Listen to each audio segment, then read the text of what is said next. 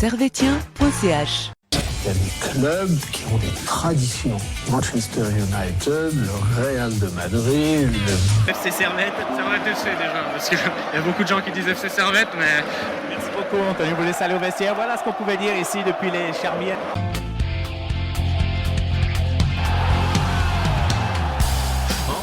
C'est tout bon, messieurs, mesdames, bonjour. Bonsoir. Première question, est-ce que tout le monde nous entend sur le chat ? Je pense que oui.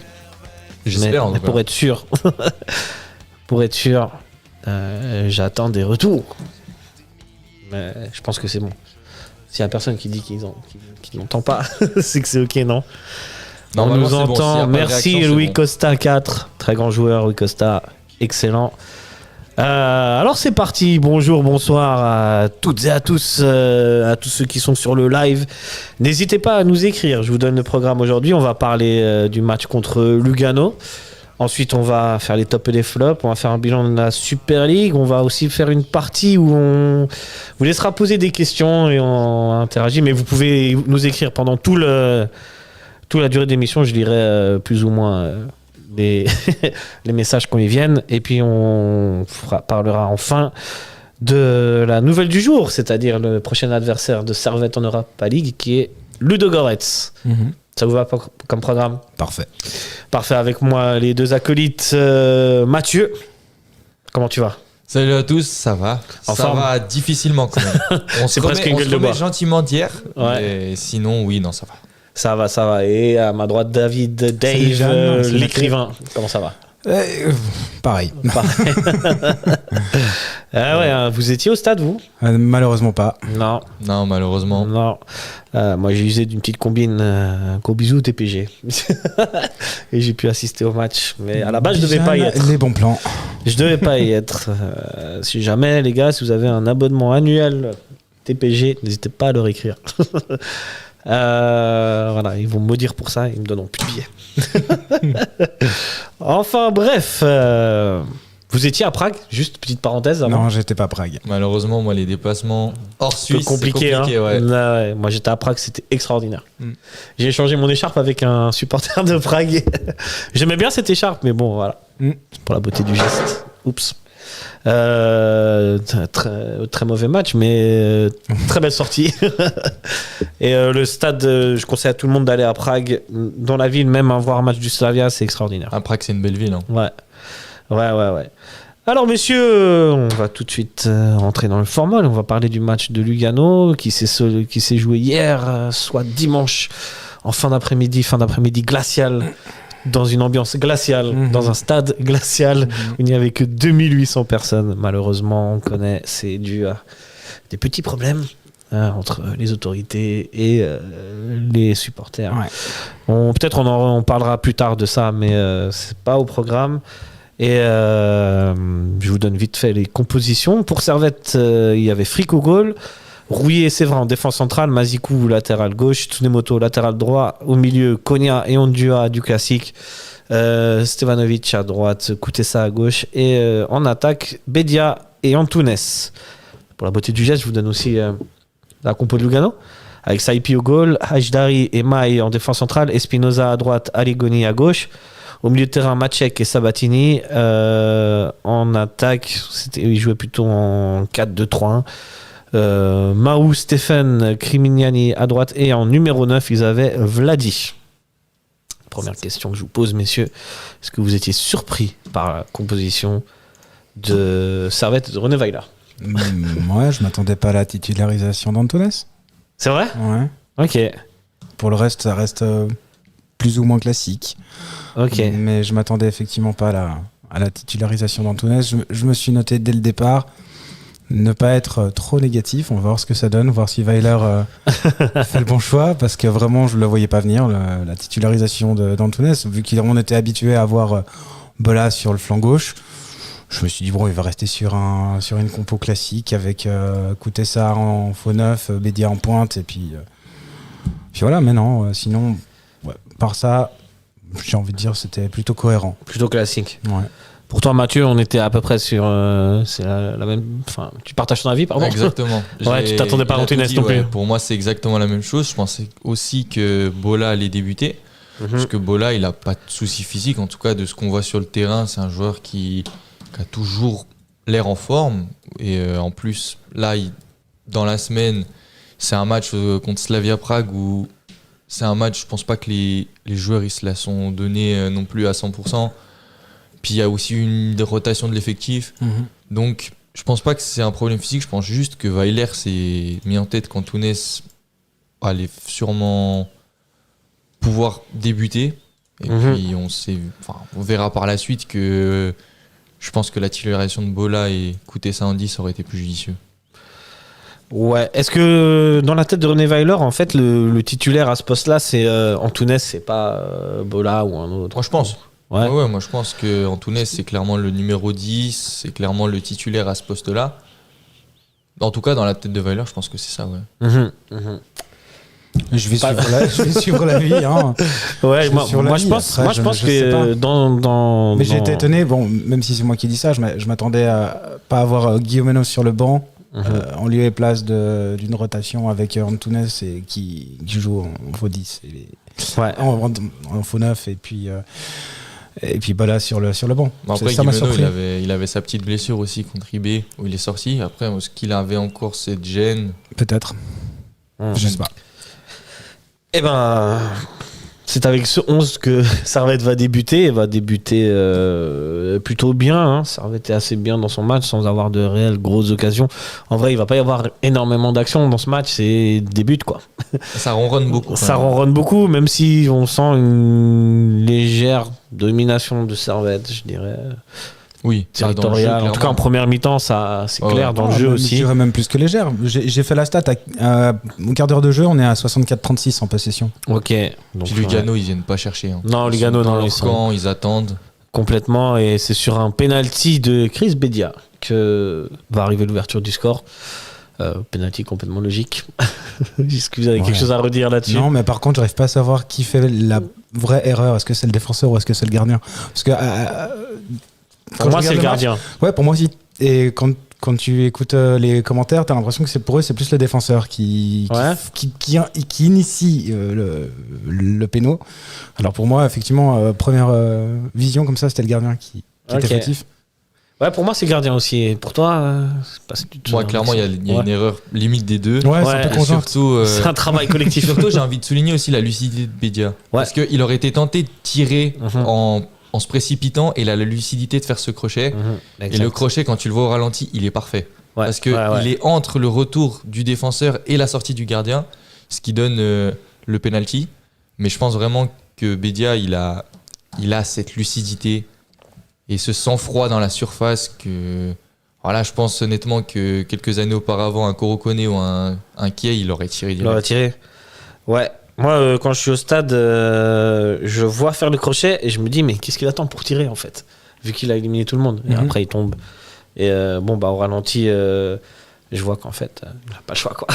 Non, il n'a pas le choix. Il n'a pas le choix. Et il transforme le penalty. Ça fait 1-0. Ça, c'est top. Ça va être, on ne peut mieux lancer sur ce match. C'est plutôt mérité, j'ai envie de dire, à ce moment de mener 1-0. Et puis, il ne faut pas juste oublier la belle action de la 14e qui termine avec une frappe de Konya claquée par le gardien. C'était la première offensive du match. Donc, même si avant le premier quart d'heure, franchement, il se passe pas grand-chose. Non, je pense que le match, il commence au quart d'heure de jeu. Et puis à la 25e, on se dit qu'on se met sur les rails. Puis on est positif. Tout à fait. Et ça va continuer à peu près sur le même rythme dans cette première mi-temps. Et jusqu'à le deuxième but de Servette à la 40e minute. Il y a quand même une frayeur entre deux où il y a Vladi qui va se mettre tout seul devant le but sur une passe exceptionnelle de Stéphane. Ouais, exact. Mais c'est là où moi, cette action, j'ai eu très très peur. J'ai eu super peur parce que je me dis, si Lugano ils mettent le 1-1, ils touchent pas la balle, mais ils ont une possibilité, ils ont un petit espace, ils l'exploitent x 1000, et c'est du Lugano pur jus, c'est exactement leur jeu, c'est exactement là-dessus qui compte. Et puis ça m'aurait vraiment embêté qu'ils mettent ce but parce que ça aurait confirmé qu'ils ont le bon plan. Et que t'as l'impression d'être bien, tu gagnes 1-0, t'as la possession. Le jeu, il est pas mauvais, même si tu te crées pas d'occasion. Puis là, si tu te fais punir sur un compte comme ça... C'était une alerte. Hein. C'est une alerte et c'est du Lugano style, en fait. Ouais. C'est ce qui va préfigurer à peu près le reste de la partie, mine de rien. J'ai l'impression que c'est la 29e. J'ai l'impression que c'est à ce moment-là où Lugano se met dans le match. Ouais, mais c'est vrai. Ouais. Est-ce que Servette est trop confiant à ce moment-là? 1-0, il continue à dominer en ronronnant sans être très dangereux. C'est exactement le terme que j'allais utiliser. Ils se disent que bon. Moi, je pense que c'est pas un problème de confiance. Non, c'est vraiment, ils sont sur deux en mode c'est bon. Ouais. Ce match il est pour nous, Lugano n'est pas dangereux, ils ont rien. Mais c'est justement à ce moment-là où moi je commence à avoir peur. C'est quand justement il y a le côté trop sûr de soi et c'est pas la première fois depuis le début de la saison. Ok. Surtout qu'on connaît les Servette Lugano. Ouais. Ah, on les connaît par cœur. Hein. Je me suis dit à un moment pourquoi est-ce que c'est du fatalisme ou de la lucidité? Quand on regarde un Servette Lugano, t'as l'impression que tu as déjà vu ce match. C'est toujours la même. Petite dédicace à Michael qui m'a dit que Servette n'a plus battu Lugano au domicile depuis, messieurs, vous avez la réponse? 2015. 2015. C'est terrible, hein? Ouais. C'est atroce. Ouais. Franchement, 2015, c'était en Challenge League. 2015, c'était en Challenge League. Ça va faire bientôt 10 ans, quoi. Écoute, on a vaincu le Signaldien contre Bâle, on finira par avoir un jour ou l'autre contre Lugano. Hein. Ce jour-là, on sera champion. On a vaincu le Signaldien au Tessin, au Cornaredo, mais pas encore à Servette. Pas encore à Genève, au stade de Genève, donc on espère que c'est pour bientôt. Il n'y avait pas assez de supporters, justement, ils attendent 20 000 personnes pas une pour excuse, ça. Un vrai événement. Non, je sais, mais j'essaie de trouver des motifs d'espoir. Et je cherche encore. Je creuse. Mais bon, Servette va quand même marquer le deuxième but sur une, ma foi, très belle action collective. Bédia qui se retrouve au centre suite à une passe de Tsunemoto. C'est initié par Stevanovic, l'action. Ça fait 2-0. À un moment, on s'est demandé s'il y avait hors-jeu ou pas, mais la VAR a été claire. Il n'y a pas de hors-jeu. Quand tu vois l'expression de visage de Bédia, t'as l'impression qu'il sait qu'il n'y a pas hors-jeu. Après, bon, ça se joue à rien. Oui, ça joue à rien, mais effectivement, il est quand même vraiment rien. Mais ce but, il est exceptionnel. Magnifique. Il est beau, hein. Au niveau de la construction, en fait, quand j'ai regardé le match, ça part d'une touche. Mazikou, Konya, 1-2. Il repart avec Séverin direct. Et Séverin, il a ses longues balles qu'il fait depuis le début de la saison qui sont hyper intéressantes. C'est des belles transversales précises et tendues. Donc ça veut dire que l'adversaire, il n'a pas le temps de se replacer. Parce que la balle, elle va trop vite. Et après, bon, t'as le génie de Stevanovic, la vision de jeu pour une petite déviation poitrine. Ouais. Puis après, l'action, elle déroule. Mais moi, quand je suis devant ma télé et que je vois ce but... le but est magnifique. Le but, moi, quand il va au fond, je me dis, mais quelle action d'école! C'est vraiment une action d'école. Je crois que mes voisins ont entendu crier. C'est le Servette qu'on aime voir jouer, c'est le but, entre guillemets, à la servettienne. Et ça, depuis la remontée, depuis la Challenge League. En Challenge League, on marquait pas mal de buts comme ça. C'est un peu la signature de Servette. Et soulagement, parce que ça arrive à la 40e. Tu te dis, juste avant la mi-temps, scénario parfait. Ouais, tout à fait. Ambry Piotta sur le chat nous dit que c'est un but collectif qui respire l'ADN du club. On est tout à fait d'accord. Ouais, parfait. Et depuis combien de temps on n'a pas mené 2-0 en championnat, en première mi-temps, à domicile? Ouais, j'avoue. Ça faisait longtemps, cette stat. Et là, à ce moment-là, t'étais pire. Non, mais c'était louche, on était trop bien. C'est ça. C'était bizarre. C'est trop. On n'a pas l'habitude de ça. Tu vois. Ça, ouais. Et ben, ça va vite nous rappeler qu'en fait, on était trop bien. Ouais. Et dès la 52e minute, un but aussi magnifique, un centre de Stephen suite à un corner. Je sais plus, c'est Vladi qui met une. La reprise, elle est magnifique, tendue comme il faut. Ah, mais si tu regardes le but d'un point de vue luganais, le but, il est exceptionnel, techniquement parlant. C'est exceptionnel, c'est très fort ce qu'ils font. Tu peux pas nier qu'il y a une absence de marquage. Parce complètement. Que, au-delà de Vladi, il y a un autre joueur de Lugano tout seul. Ouais. J'allais en venir. À qui la faute sur ce but? Tsunemoto, il est un peu léger, non? Il est un peu léger au marquage, non? Tsunemoto. On est aussi du côté de Rouillé. Après, c'est sur un corner, peut-être chacun joueur. Est-ce que c'était quelqu'un qui était désigné sur Vladi? Je sais pas. Dans quel cas, ça aurait été un des défenseurs centraux? Ouais, c'est pour ça que je sais. C'est Rouillé qui est censé le prendre. Je sais pas. Mais il a raison, ils sont tout seuls. J'aurais mis Rouillé parce qu'ils sont un défenseur central sur un 9. Tout à fait. C'est typique ce qu'on fait d'habitude, même en pro. Hein. En pro, tu regardes, généralement, si Haaland y joue en première ligue, ce sera le défenseur central qui va le prendre. Parce que généralement, le défenseur central, c'est ceux qui sont les plus physiques, les meilleurs de tête. Rouillé, un super jeu de tête. Ouais. Et puis Rouillé et Séverin, on les a vus que même contre Lukaku, ça va au combat. Ouais. Donc, je pense pas que c'est. Je pense vraiment que c'est un oubli, quoi. Complet. Il n'y a personne.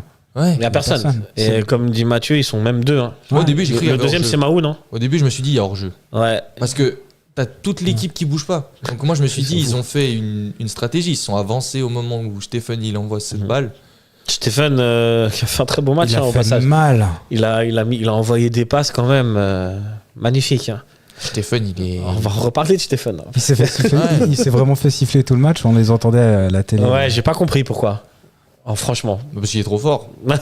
Non, parce que même au début du match, il se faisait siffler par. Après, on est sur un public qui n'est pas un public de très grands connaisseurs. Tu vois, on est sur un public qui regarde l'équipe nationale. Il peut y avoir. Qui n'est pas content de voir Stéphane en Nati, j'imagine. Et qui, mais surtout que notre numéro 17. Il pourrait prétendre. C'est un prétendant. Ouais, bah hier, quand tu vois le match de l'un et de l'autre. Moi, c'est ce que j'allais dire. Peut-être si on faisait un bilan du match, moi, une des plus grandes déceptions, c'est ce match dans le match. C'est écouter ça contre Stéphane. Moi, j'attendais ce match parce que je voulais que Koutessa il monte à Yakin que mec, c'est Stéphane, c'est le passé et maintenant c'est Koutessa en sélection. Parce que Koutessa, ce qu'il fait depuis le début de la saison, je suis désolé, c'est largement le niveau Nati. C'est le niveau, en tout cas, remplaçant en Nati. Parce que devant, on a quand même des très bons joueurs comme Okafor, Amdouni. Je pense pas qu'il est encore à ce niveau-là. Mais en tout cas, dans une sélection de 23 joueurs, il y est. Ouais, ça pourrait être un bon substitut, en tout cas, un bon remplaçant. Cette deuxième mi-temps. Nous ne sommes pas sur yakin.ch. Ouais, si seulement. Bah, il aurait besoin de conseils quand même. Hein. Ouais. Mourad, on est là, hein, si jamais. Si t'as besoin de parler. Et big up à toi. Toujours, faire des big up. Toujours. Très important. Les bisous à la famille, tout ça. À un moment donné, dans ce match-là, Lugano va prendre un carton rouge. Et tu te dis, parce que Servette n'est. De nouveau, on reste dans un rythme un peu ronronnant, mais là, pour le coup, c'est plutôt Lugano qui a la balle, mais Servette qui, t'as l'impression qu'il est un peu en gestion. Mais et là, tu dis, c'est bon. C'est un jeu dangereux. Non, c'est Lugano. Moi, après le premier but, justement, je me suis dit. Quand il y a le rouge, je dis, bon, ça y est, ça va retourner du bon côté. Et je vais pas te mentir, même à la mi-temps, gros bisous à tous les gars qui étaient avec moi, je leur ai dit, attention. Ça pue. Ouais. Ah, mais moi, à la 46e. J'ai dit à mon père, je lui ai dit, ce match, on le gagne pas. Parce que j'ai vu trop de Servette Lugano. Il y a un Servette Lugano à la Praille l'année passée. On gagne de 0. Et on fait de 2. On fait de 2, ouais. C'est le fameux moment où Rouillé va prendre rouge parce qu'il y a un contact avec Tchellar. Ouais, c'est juste, je me souviens de ce match. Mais j'avais l'impression de revivre le même scénario. Alors, ils reviennent à 2-1 avant la mi-temps, donc ça veut dire que là, t'es encore mieux. Parce que ils reviennent à 2-1, c'est... Il y a pénalty. L'ancien match, tu dis. Oui, l'ancien match, ouais. Ouais, bien sûr, l'ancien match. Tchellar, il met un but juste à la 45e. Donc là, il y a encore l'excuse de, ok, ils ont mis un but avant la mi-temps. C'est le fameux 3e but dans un match qui est sûrement le plus important. Ils ont la confiance, nanana. Mais là, t'es à 2-0 à la mi-temps. Donc ça veut dire que t'es encore mieux que... Je pense que c'est la meilleure mi-temps que t'es fait depuis que tu joues Lugano, depuis que t'es remonté en Super League. C'est là où je te dis, est-ce qu'il y a un sentiment d'impunité? Tu t'es intouchable, il peut rien nous arriver sur ce match-là, quand tu regardes la première mi-temps. C'est ça. Et puis là, quand il y a le 2-1, moi je suis dépité, parce que pour moi, il y a un compte à rebours. C'est quand on va le prendre. Ouais. Pour moi, les minutes, elles étaient longues. Ouais. Parce que je me disais, peut-être qu'il y a les planètes qui sont alignées, puis on va gagner, mais j'étais sûr qu'on allait faire 2-2. Mais on s'endort pendant cette deuxième mi-temps. On s'endort complètement. Ouais, complètement. Et ça fait toujours le jeu de Lugano, à chaque fois. Je sais pas, c'est comme si on avait accepté le fait que on arrêtait de jouer. C'est vrai. Désolé. Donc, ça, c'est le style Lugano. À un moment donné, je me souviens, ils avaient essayé de faire du jeu, mais contre Servette, c'est toujours comme ça. Et elle t'endort, et elle te pique. Et suite à une deuxième faute de Ondua qui va lui valoir un deuxième carton jaune, il va y avoir un coup franc. Notre ami Stéphane qui met encore lui un magnifique centre pour la tête de El Wafi. El Wafi, Ayman El Wafi, ça fait 2-2. Comme vous disiez, à quel moment il allait tomber? À la 84e minute. Parce que Lugano a eu des bribes d'occasion. Hein. Il y a un arrêt de fric, ça c'est après. Ouais, c'est après. Moi, ce qui presque pu gagner le match. Ce qui frustre, c'est pendant un quart d'heure, on est en supériorité numérique. On s'en rend même pas compte. Non. Ouais, c'est ça. C'est aberrant. C'est abusé. Ça me rappelle un match contre Saint-Gall, quand Guillaume se fait expulser, ou pendant, je sais pas, une mi-temps, quelque chose comme ça. On est à 11 contre 10 et tu te rends même pas compte que l'adversaire, il lui manque un joueur. Là, c'était qu'un quart d'heure. Mais j'avais même pas l'impression qu'on était à 11 contre 10. Tu voyais pas l'absence côté Lugano. Et c'est ça qui est frustrant. Il y a rien, il y a pas un tir, il y a pas une occasion, il y a rien. Il y a rien du tout. J'ai rien noté entre le rouge de l'un et le... Et à la fin du match, il y a rien. Jusqu'à la fin du match, il y a rien. C'est Ambry Piotta qui dit sur le chat que Servette joue moins bien à 10 en général. Ça lui rappelle un certain Servette Sion. Vous vous souvenez de ce match? Servette gagne 2-0 et Sion égalise grâce à un autogol. Bien sûr. Bon, là, je trouve que c'est pas le même cas de figure parce que. D'il y a 2 ans, c'est le match retour de Bédia où il met le doublé. D'accord. C'était en janvier de l'année cette année. Janvier ou février, ouais. Moi, je trouve que c'est pas le même scénario parce que Lugano, là où Sion a été durant ce match-là, de mémoire. Hein. Je sais pas s'il sera d'accord, Ambry Piotta, ce match-là, même quand ils étaient à 10, ils ont défendu Sion. Ils ont très peu attaqué, ils ont égalisé sur des coups du sort. Là où Lugano, quand même, a tenté un peu plus. Mais c'est vrai que c'est intelligent de le relever parce que Servette, ils aiment pas jouer en supériorité numérique. Non. Par exemple, là encore. Sauf contre Genk. Ouais, mais contre Genk, on est en infériorité numérique. Ouais, putain, pardon, je dis n'importe quoi. Ouais, autant pour moi. Et c'est là où je pense que c'est le facteur mental qui doit jouer. Ouais. Parce que quand on est en supériorité numérique, par exemple, l'année passée, quand il y a 16 500 personnes contre IB, Eaton, il prend un rouge vers la 10-15e minute de jeu. Tu te dis, on a 75 minutes à 10 contre 11. On doit au moins avoir le jeu à notre compte et se créer plus d'occasions qu'IB. Ouais. La logique voudrait ça, même si c'est IB en face. Et j'ai vraiment pas le souvenir. Il y a eu une latte en fin de match de Stevanovic, mais le match, c'était jeu égal. Et tu n'avais pas l'impression qu'IB était à 10. Ouais. Donc je pense qu'il y a un problème là-dessus. Servette, faut pas qu'on soit trop content. Ça fait penser au match de...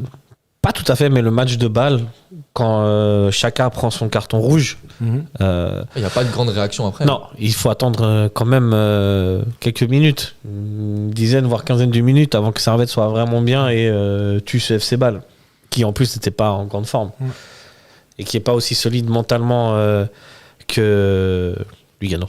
Ouais. À Lugano quand même, ils sont pas très bons dans le jeu, mais on peut pas leur enlever que mentalement ils lâchent jamais rien, les gars. C'est l'équipe qui marque le plus en deuxième mi-temps. Ah ouais, de Super League, ouais. Belle stat. Et je pense que le crédit revient surtout aussi à Croci Torti, l'entraîneur de Lugano, qui est un tacticien hors pair, parce qu'il arrive toujours à trouver une solution. Il fait des changements où c'est vraiment, il arrive à toujours trouver la faille. Son équipe perd 2-0, mais il arrive à trouver la faille chez l'adversaire. Et c'est ça qui est hyper intelligent. C'est Croci Torti, moi, chaque fois qu'on joue contre Lugano, à la mi-temps, j'ai peur.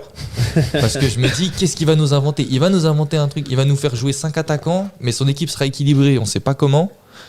Et je pense vraiment que cet entraîneur est sous-coté en Suisse. Ouais, je suis d'accord. On en a parlé un peu avec David avant de lancer le live, et on est d'accord pour dire qu'il est totalement sous-coté, cet entraîneur.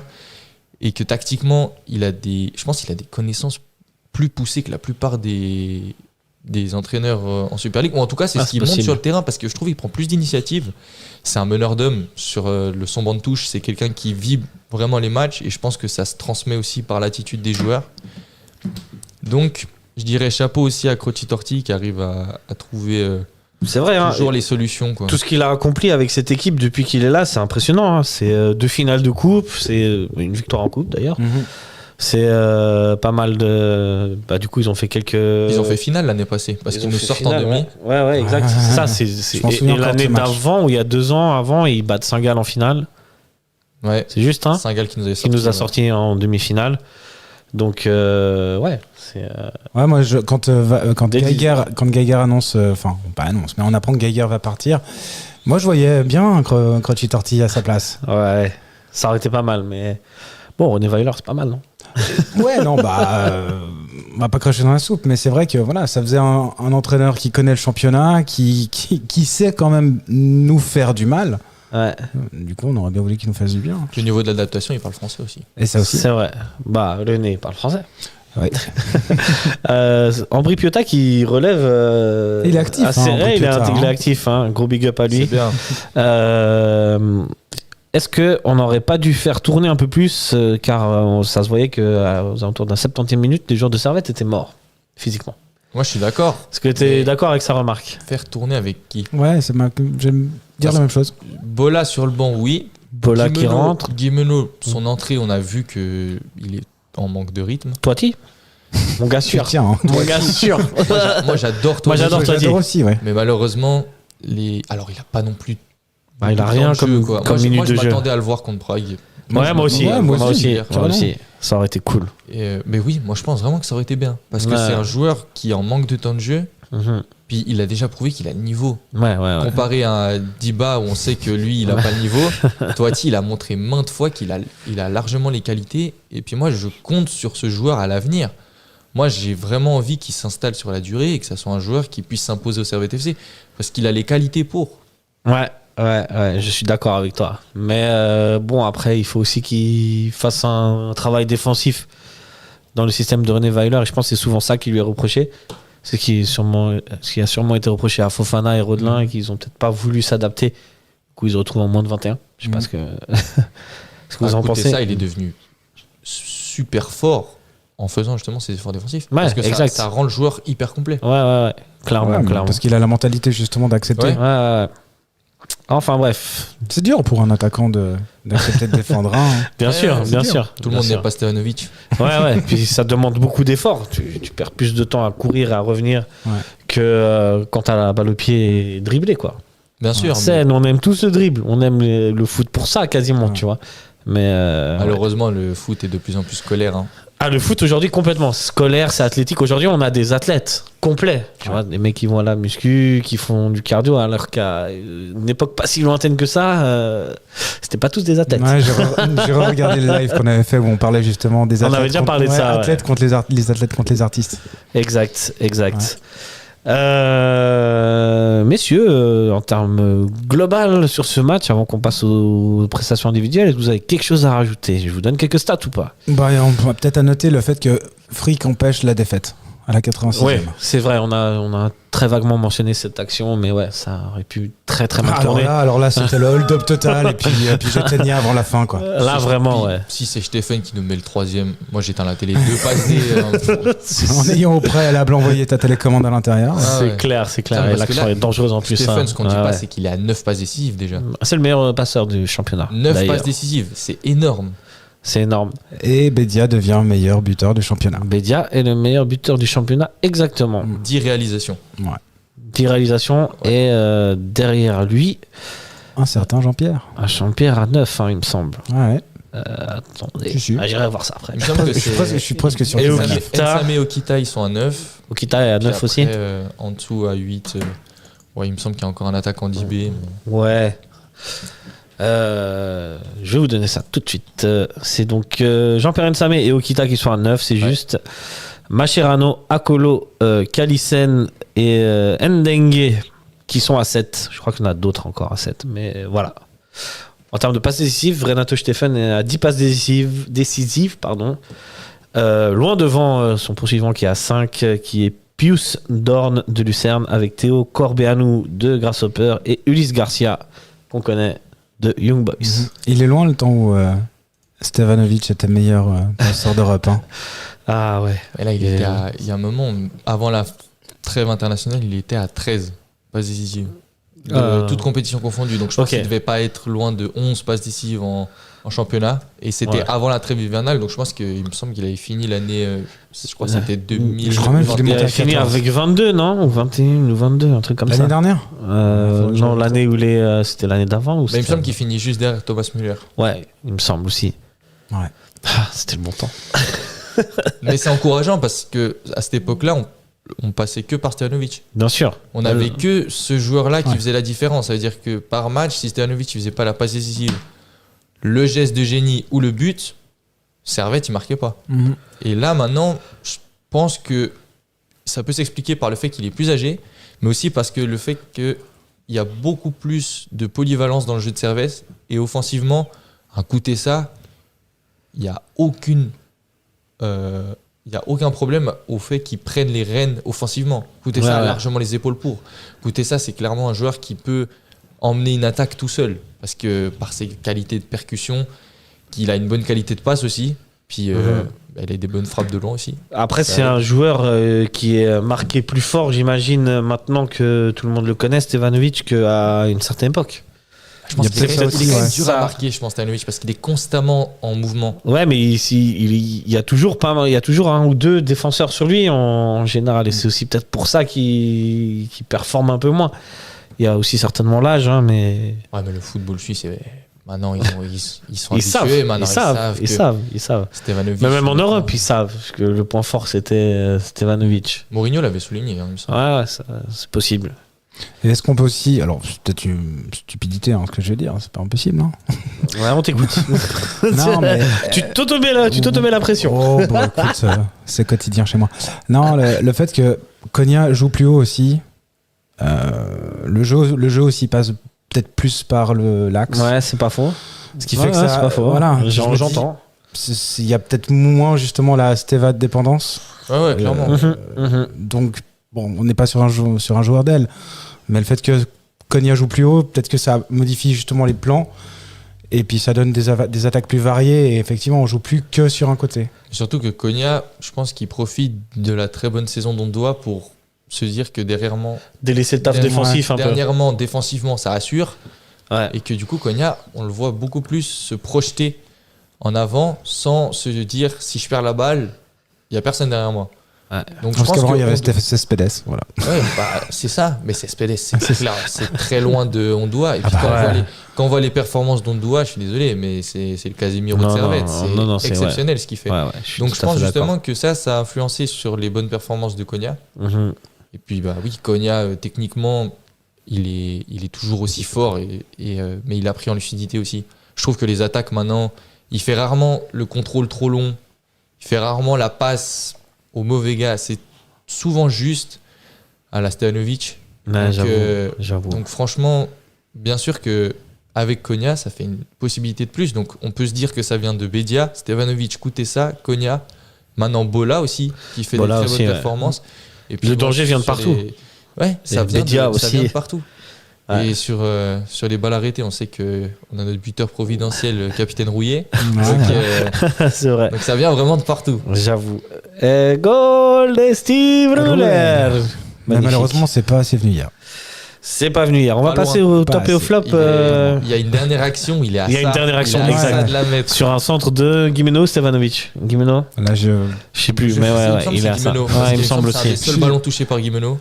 Mais là, c'est Rouillet, il la met celle-ci. Ah ouais, là, c'est bon.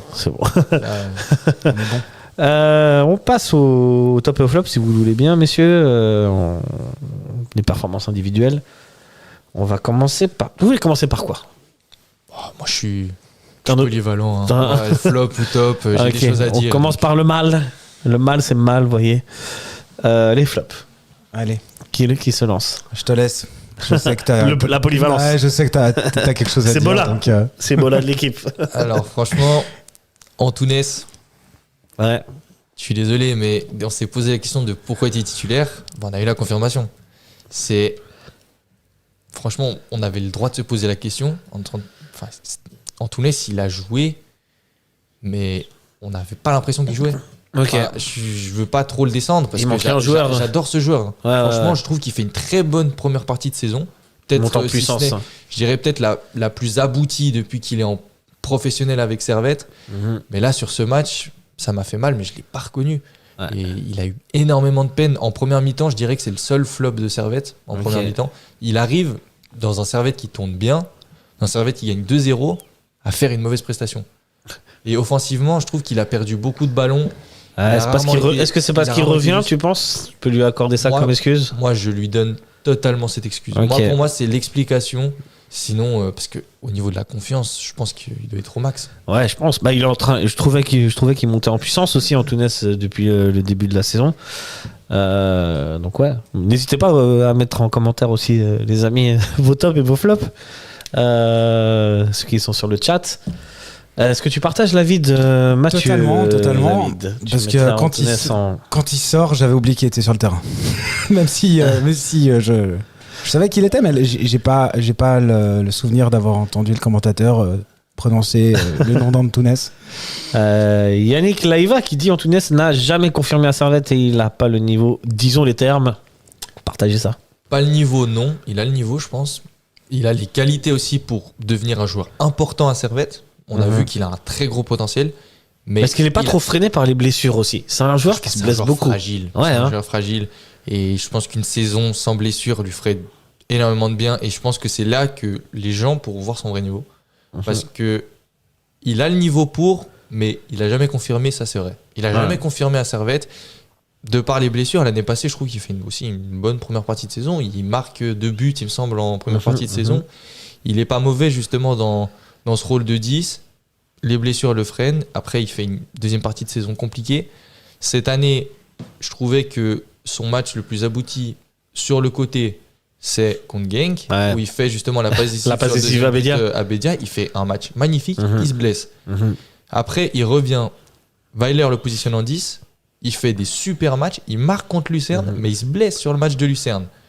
Donc malheureusement, c'est un peu les montagnes russes avec lui. Parce qu'on dit, il est en train de confirmer, il est en train de prendre de l'ampleur, il est en train de devenir le joueur qu'on espère.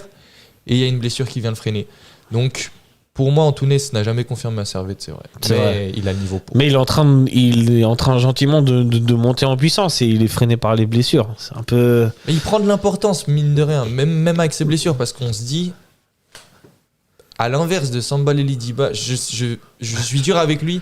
Je le prends comme exemple, mais malheureusement, c'est vraiment le contre-exemple parfait de se dire, Sambaleli Diba, c'est un jeune joueur, mais pour moi, à l'heure actuelle, je ne vois pas de potentiel. Je ne vois pas le potentiel. C'est dur. Je ne vois pas le potentiel actuellement pour pouvoir s'imposer. Je pense qu'un prêt dans une équipe de Challenge League lui ferait le plus grand bien. Parce qu'il serait sûrement titulaire et il prendrait, par exemple, petite idée, par exemple, pourquoi pas le Stade Lyonnais. Petite idée, comme ça, au pif. C'est ça au bol, il retrouverait peut-être d'anciens coéquipiers. Et je pense que ça pourrait être une bonne chose parce que je pense qu'il a besoin de se sentir aussi concerné de manière plus importante qu'à Servette. Parce qu'à Servette, il joue des bouts de match. Les bouts de match qu'il joue, s'il est critique envers lui-même, ils ne sont pas aboutis. Donc là, pour moi, à l'heure actuelle, il n'y a pas de potentiel. Mais des jeunes joueurs comme Toiti et Antunes, je suis désolé, on voit le potentiel. Et Antunes, moi, je trouve qu'on a toujours vu le potentiel parce que ça met du temps, Antunes, à monter. Ouais, mais dans les performances, mais quand il a le ballon dans les pieds, moi, je trouve qu'il se passe quelque chose. Je trouve qu'il y a quand même ce petit truc de se dire, c'est le 10 technique qu'on a besoin. Ok. Moi, j'ai toujours été, je vais pas le nier, toujours, jusqu'à cette saison, été très critique envers Antunes. Pour moi, c'est un joueur qui avait pas le niveau. Jusqu'à cette saison. La Weiler le fait jouer, peut-être qu'il lui donne une confiance que Geiger ne lui donnait pas. Après, c'est vrai que effectivement, c'est un peu comme l'allumette, tu sais, ça s'allume, puis en fait, après, il y a un petit coup de vent, ça s'arrête, t'en reprends une. Et, je vois tout à fait. Et t'as jamais vraiment le temps de l'utiliser à bon escient. En fait, Antunes, on attend qu'il nous fasse nous déjuger. Mais pour l'instant, dire qu'il a pas le niveau, je vais rejoindre Mathieu par rapport à Diba. Alors après Diba, je veux dire, le problème c'est qu'on l'a pas peut-être suffisamment joué pour dire qu'il y a pas de matière. Mais c'est vrai que ses entrées, elles apportent pas un poids. Plutôt, elles apportent un boulet. Mais surtout quand tu vois. Il a besoin de jouer, je pense. Et je suis d'accord avec toi sur le fait de le prêter dans une équipe inférieure. Ce serait pas une mauvaise idée. Pour voir ce qu'il peut donner. Et après, on pourra juger de se dire Le problème, c'est qu'on a plus personne à ce poste-là. Doulin est blessé. Mais alors dans ce cas-là, moi je veux voir Ling. Je veux voir Ling. Lui, c'est pas plutôt un numéro 10 ou un mec de couloir. Moi je le vois. En tout cas, de ce que j'ai vu, je pense que on peut en faire un numéro 8. On peut en faire la doublure de Konya. Parce que moi, Konya, mais pas de Ondua ou les Diba. Ondua, malheureusement, on a la blessure de Doulin. Franchement, Doulin, si Ondua il sort et que t'as Doulin qui rentre, peut-être que Doulin c'est un poil en dessous ces derniers temps, mais Doulin, il est blessé là, donc il reste que les Diba. Ouais, c'est ça. Malheureusement, c'est dur de faire un constat parce que tu te dis, si tu prends un 6 en plus, sachant qu'on joue dans un système où Konya indéboulonnable est 8, donc ça veut dire qu'il te reste plus qu'une place de 6. Et si Doulin et Ondua sont là, t'as 2 6 de très bonne qualité. Si tu rajoutes un 3e 6, il y en a forcément un des 3 qui va perdre du temps de jeu et qui va perdre du rythme. Mais là où je te rejoins, c'est que s'il y en a un qui s'est blessé, là actuellement on n'a personne. Ouais, c'est ça. Mais voilà, c'est... Je recherchais une info. Je me disais, il y a un joueur que j'aimais bien l'année dernière à ce poste-là, c'était Sidiki Camara. Et je me suis dit, mais où il est? C'est vrai, j'ai oublié. À Nyon. Et il est à Nyon. Est-ce qu'on ferait pas une petite rocade? On reprend Sidiki Camara et on leur prête Diba. Non, on ferait ça en fin de saison. On récupère et à la fin de la saison. On envoie les Diba. Bon, pourquoi pas déjà en janvier? Mais par exemple, typiquement, Camara, c'est un joueur, du peu que j'ai vu, je vois pourquoi il est là. Parce qu'il y a un potentiel. C'est un jeune joueur à potentiel. Il m'a plu. Ouais. Je l'avais vu jouer à Lausanne, à la Tuilière. Je crois que c'est un des premiers matchs où je l'avais vu jouer. Ouais. Et ouais, enfin voilà, il y a, comme tu dis, il y a quelque chose. Il y a quelque chose. Diba, quand il rentre, t'es là. Ok, bon, on va voir. Mais vous voyez pas que. Moi, je pense que ça peut être bon, les Diba. Il faut du temps de jeu. Et je pense que c'est une très bonne idée de le prêter à Nyon pour qu'il gagne un peu en confiance et en technique et en assurance, en fait. Mais parce que Diba, si on prend ses principales qualités, c'est un joueur, de par son physique, qui peut être dans le combat. Exact. Malheureusement, je trouve que ses interventions physiques sont souvent fautives. Il est maladroit. Il est assez justement. maladroit. Mais tu penses pas que c'est un problème de confiance ou d'assurance? Ce genre d'intervention un peu maladroite, tu vois? Ça peut s'expliquer peut-être par un manque de confiance. Mais après aussi, les prises de décision. Hier, on est à la 88e, il est devant la surface. Ok, je vois ça. T'as Bola à gauche, Stevanovic à droite, et t'as Koutessa et Bedia qui sont dans la surface. Et il est à 25 mètres et il envoie une frappe dans la tribune nord qui est vide. Mais bon, c'est le manque de lucidité où tu te dis, mais moi, si je suis sur le terrain, je sais que je vais pas frapper. T'es à la 88e, justement, le but, c'est d'amener un ballon dans le box. C'est d'amener, tu sais pas, sur un malentendu, ça peut se jouer. Il y a la fatigue, il y a le manque de lucidité. Tu mets un centre fort devant le but. C'est typiquement les zones autogoal. Et aussi, au niveau des passes, il est dangereux quand même.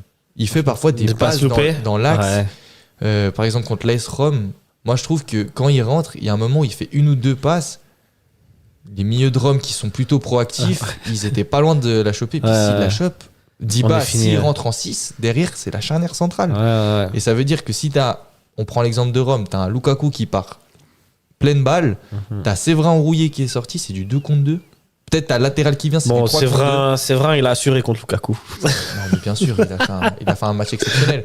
Mais reste que c'est ce genre de perte de balle. C'est un peu léger, c'est un peu tendre. Tu vois, le fait de faire rentrer un Diba contre l'AS Rome, tu prends un risque.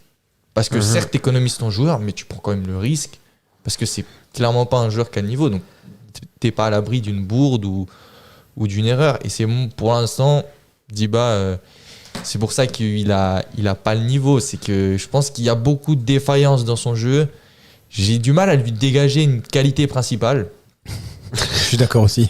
C'est un joueur que je trouve, on va dire, plus que moyen un peu partout. Mais Servette l'a recruté, donc faisons confiance aux Servettes. Ils ont souvent des jeunes quand même qui se trompent rarement, je trouve, au niveau des jeunes. Ils ont quand même des jeunes qui sont plutôt performants. Par exemple, quand on voit Toiti, ils vont le chercher à la réserve du PSG. Toiti, contre Baden, c'est son premier match. Par exemple, on reprend l'exemple de Toiti. Toiti, dès sa première touche de balle, tu te dis... Contre Volen, tu veux dire? Oui, contre Volen, exact. Et l'année dernière. Tu te dis... d'ailleurs, c'est presque un de ses meilleurs matchs. Tu te dis, mais c'est qui? Il sort d'où? Qu'est-ce qu'il fait en M21? Parce que dès son premier contrôle, il te sort presque une roulette. Tu te dis, il a pas ce problème de confiance. Je pense que là où Diba peut-être n'a pas confiance en lui, Toiti, grâce à son ego, a confiance en lui. Et c'est ce qui lui permet d'avoir des performances beaucoup plus abouties. Et peut-être que Diba, le jour où il prendra conscience de ses qualités, parce qu'il a forcément des qualités s'il est au Servette. Donc s'il prend des qualités, ça se trouve, ça va devenir une pieuvre au milieu de terrain et il va ratisser tous les ballons. Moi, j'y crois. L'avenir nous le dira. T'as un flop, on va assez vite. On a parlé d'Iba, Tounes, quelque chose d'autre. Honnêtement, pour moi, honnêtement, j'ai revu mon analyse contre Lausanne et je me suis trouvé un peu dur envers les joueurs, et je vais reprendre l'idée de Neil Hassan. Faillite collective. Ouais, pour moi, c'est une faillite mentale en deuxième mi-temps, mais une faillite mentale, j'ai envie de dire presque de toute l'équipe, mais la défense, elle est assez apathique, assez statique sur les 2 buts encaissés. Donc, je vais pas mettre un joueur en particulier parce qu'il y a pas un gros flop de nouveau. C'est ça qui est frustrant. J'ai l'impression qu'à tous les matchs, je dis à peu près la même chose. Il n'y a pas un flop avec un F majuscule. Parce que Servette est sur un enchaînement de 10 ou 11 matchs sans défaite. Maintenant, on est à 11 matchs. Donc au final... Et je pense là, pour moi, c'est plus un flop de faillite mentale collective. C'est une fatigue collective, tu penses ? Ouais. Moi, je pense que pour moi, c'est mental. Il y a un truc qui s'est passé. Dès la 46e, j'ai l'impression. Mais quand tu mènes 2-0 dans un match comme ça, c'est presque pas une faute professionnelle, mais c'est une erreur de le laisser passer ce match. Bah, c'est clair. C'est une erreur de le laisser. C'est évident. C'est pour ça que pour moi, il y a un truc mental. Ils ont lâché. Parce que tu dois pas le. C'est la fatigue. J'allais dire, tu dois pas le perdre ce match. On l'a pas perdu. Non, mais on doit le gagner. C'est un match que tu dois gagner. Tu gagnes 2-0. À un moment donné, t'es à un match que tu dois 11 contre 10. Tu dois pas faire match nul. Surtout, t'es à la maison. Et t'es à la maison. Moi, j'utiliserais presque un mot encore plus fort. Je dirais que c'est presque une honte de perdre ce match parce que t'es chez toi. On envoie les gros termes là. On n'a pas perdu ce match. T'es comme moi. T'as l'impression qu'on l'a perdu. J'ai l'impression que tous les nuls qu'on fait, on les a perdus. Tu laisses filer 2 points, un match, tu gagnes 2-0. 2 points hyper importants. T'es chez toi, t'es sur ton terrain. Il y a les circonstances extrasportives qui sont autour. Il n'y a pas le public. Peut-être qu'avec le public, c'est différent. On le saura jamais. Mais malheureusement, c'est quoi comme image que tu donnes d'une équipe qui joue à domicile et qui se fait remonter 2 buts et qui donne aucune révolte. En deuxième mi-temps, il n'y a pas de révolte. Tu prends le premier but, tu as l'impression que Servette ne marquera jamais le troisième. Comme j'ai dit avant, tu as un compte à rebours de quand c'est que tu vas te faire rattraper. Parce que tu as déjà vécu ces scénarios et j'ai l'impression que Servette, il y a des circonstances atténuantes sûrement physiques, mais tu as l'impression que Servette, ils sont pas à la grinta. Ils ont pas on s'est fait piquer. Ce truc de champion en fait. Attention, il y a 2-1, hop, on va aller mettre le troisième. Là où IB le ferait. Tout à fait. Et pour moi, c'est encore là où il y a des problèmes, je dirais, sur les 2 derniers matchs championnat. Parce que en Lausanne aussi, on marque un but très tôt, on est devant au score, et au lieu d'avoir cette attitude de champion, de se dire on enfonce l'adversaire n'est jamais mort en face, ils sont en gestion. Et malheureusement, le risque en gestion, c'est de faire prendre une à la dernière ou voilà. On va parler. Pour faire juste un parallèle avec Lausanne, c'est que Lausanne, au final, ok, d'accord, on a de la chance de reprendre ce point. Là, ça fait vraiment. Mais c'est on est à peu près sur les mêmes scénarios, hein. Ouais, mais Lausanne montre plus d'envie que Lugano. Plus parce que dès la première, puisque Servette marque la 3e minute, et donc dès la première mi-temps, Servette est en gestion entre guillemets. Là où contre Lugano, il a fallu attendre la 29e minute, mais au final, on est sur à peu près les mêmes prestations. Servette ne sait pas gérer. Servette n'a jamais su gérer depuis des années. On le sait en tant que supporter. On sait tous que quand Servette gagne un but d'écart les dernières minutes, on est tous en train de trembler. Et la succession de 1-0. Juste les matchs contre Getse, on est bien. Sinon, il y a un moment, on fait une succession de 1-0. C'est là où je me suis dit, il y a la patte Weiler et il y a cette patte de. On arrive à faire le dos rond. Alors après, est-ce qu'on avait la baraka à un moment où on avait cette fameuse série exceptionnelle, mais à Lugano, on gagne 1-0, le but, on le met en première mi-temps. Et moi, je m'attendais à ce qu'on se fasse rejoindre au score. Donc, il y a certes l'arrêt de Mal en fin de match qui sauve parce qu'il y a une très très grosse occasion, mais il y a quand même cette gestion maîtrisée. C'est maîtrisé parce que tu as l'impression que Servette, ils gèrent leur avantage, mais ils ont le contrôle sur cette gestion. Et ils ont cette faculté à, ok, on gagne, mais on recule pas trop. Et c'est ce qui s'est aussi passé à Bâle, C'est vrai, il marque sur corner. Et Bâle, il y a quand même une réaction. Mais t'as l'impression que Servette est sûr de ses forces. Servette est sûr de ses qualités. Il y a une gestion contrôlée. Et là où j'ai trouvé, quand même, contre Lausanne et contre Lugano, Servette, ils reculent très bas. Ils sont moins agressifs dans les duels.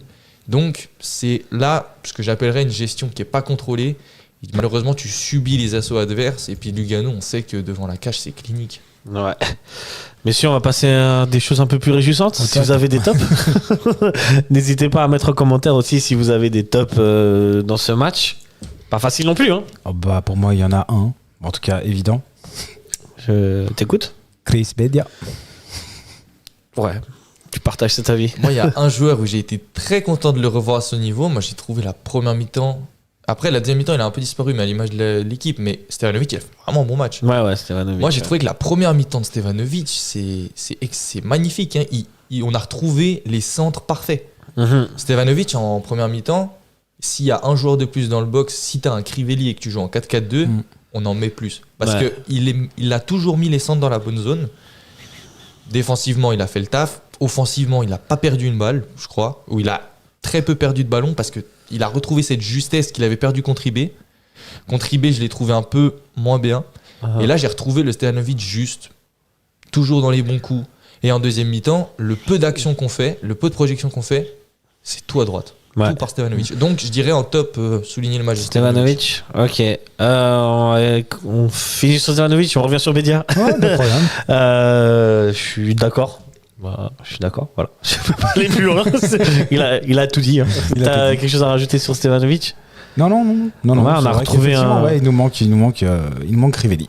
Est-ce que c'est pas aussi dû au fait que Lugano était un peu moins présent, qu'il a laissé plus de liberté à Stevanovic Bon, même en deuxième mi-temps, les peu d'actions dangereuses viennent de volontairement plus d'espace à Stevanovic. Ouais, non, mais ouais. Pas volontairement, on est d'accord. Laissons du crédit à Mitya. Bien sûr, mais c'est notre guide suprême, mon guide suprême. Le Stevanovicisme, vous connaissez ? Non, ce serait une erreur de ne pas faire une statue à l'effigie de Mitya. Bien sûr, je serai le premier à piocher. Ouais, on va faire une en pétition. granit. On va faire une pétition auprès du club. On revient au cas Bedia. Oui, Bedia. 2 buts, il a fait ce qu'il avait à faire. Ouais. Il n'a pas manqué beaucoup d'actions puisqu'il n'en a pas eu d'autres en vrai. Non, il a fait ce qu'il avait à faire. Justement, pour une fois, il était clinique.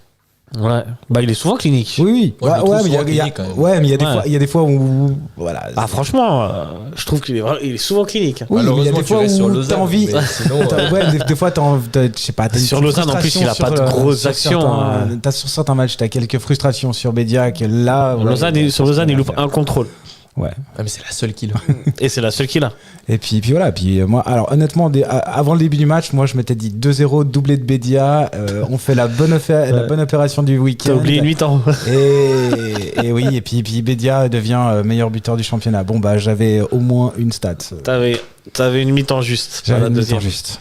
J'ai pas voulu écrire sur le groupe parce que je me suis dit il va y avoir la l'onde négative. Je garde pour moi. Puis finalement, c'est pas venu de une moi. mention spéciale ou un big up à un des joueurs pour sa prestation. Frick pour moi. Big up. Il sauve. Hein. Il sauve. Parce que honnêtement, pour moi, il est pas forcément coupable sur les 2 buts qu'il prend. Non, il peut rien faire sur les 2. Il peut rien faire. Attends. Vas-y. La deuxième. La tête là. La main pas assez ferme. Ouais. Je l'ai noté, mais bon.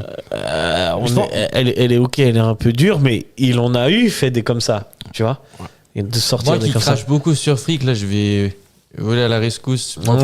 Franchement, je pense que là, il peut la sortir. Qu'il peut mieux faire, mais il est abandonné par la défense. C'est ça. Oui, d'accord. C'est ça. Ça c'est clair. Ouais. Mais donc, je pense que tu peux tirer sur Frick, mais d'abord tu dois allumer la défense. Non, bien sûr. La défense, bien sûr. Malheureusement, c'est sur 2 coups de pied arrêtés. Stephen, c'est sur une action parce que ça part d'un corner. Ouais, mais après, c'est sur 2 organisations de coups de pied arrêtés. Et Stephen, il n'est pas du tout attaqué non plus d'ailleurs. Il a le temps qu'il veut. Il peut voir l'appel de l'attaquant. C'est le seul international suisse sur le terrain. Ouais. Il y a un moment, tu dois te dire, s'il est en sélection suisse, il est décrié, certes, mais tu connais son. Mais si Bedia, il était suisse, il serait pas en sélection nationale ? Bien sûr. Ah, voilà. Bon, Frick a quand même eu sa petite sélection. Il n'a pas joué, mais. 3e gardien. Il n'est pas rentré ? Si, il n'a pas fait. Hein. Non, il a pas fait de match. Il est resté sur la touche. Il me semble que c'était à ce moment-là, c'était Sommer et Kobel qui avaient joué. C'est ça, exact. Très bien, messieurs. On va faire un petit bilan du coup de cette saison, cette première partie de saison. On n'est pas tout à fait à la moitié, selon mes calculs, mais je suis pas très bon en maths. On est 18 matchs, on est à la moitié de la saison. Il y a 38 matchs cette année. Il y a 38 matchs, il me semble. 36. C'est 33 et 5. Ouais, c'est ça, 38. 33 et 5. 38. Je sais pas. 33 jusqu'à la fin du... 33, ouais. 33 jusqu'à la fin du premier tour. Là, on n'a pas encore tout à fait fini le deuxième tour. Ouais, voilà. On est sur les matchs retour du deuxième tour. Young Boys, comme on avait plus ou moins pressenti, commence gentiment à s'échapper avec 18 matchs et 38 points. Suit à 5 points Saint-Gall avec 18 matchs et 33 points. Du coup, Zurich 18 matchs, 31 points. Servette 18 matchs, 31 points. Lugano 18 matchs, 26 points. Pour le reste, on verra après. Mais globalement, si on vous dit en début de saison que Servette est 4e à égalité avec Zurich, 3e à 2 points du deuxième et à 7 points du premier, vous signez, sachant que Servette jouait l'Europe. Début de saison, on parle de avant le match contre Genk. On parle de avant le match contre Genk.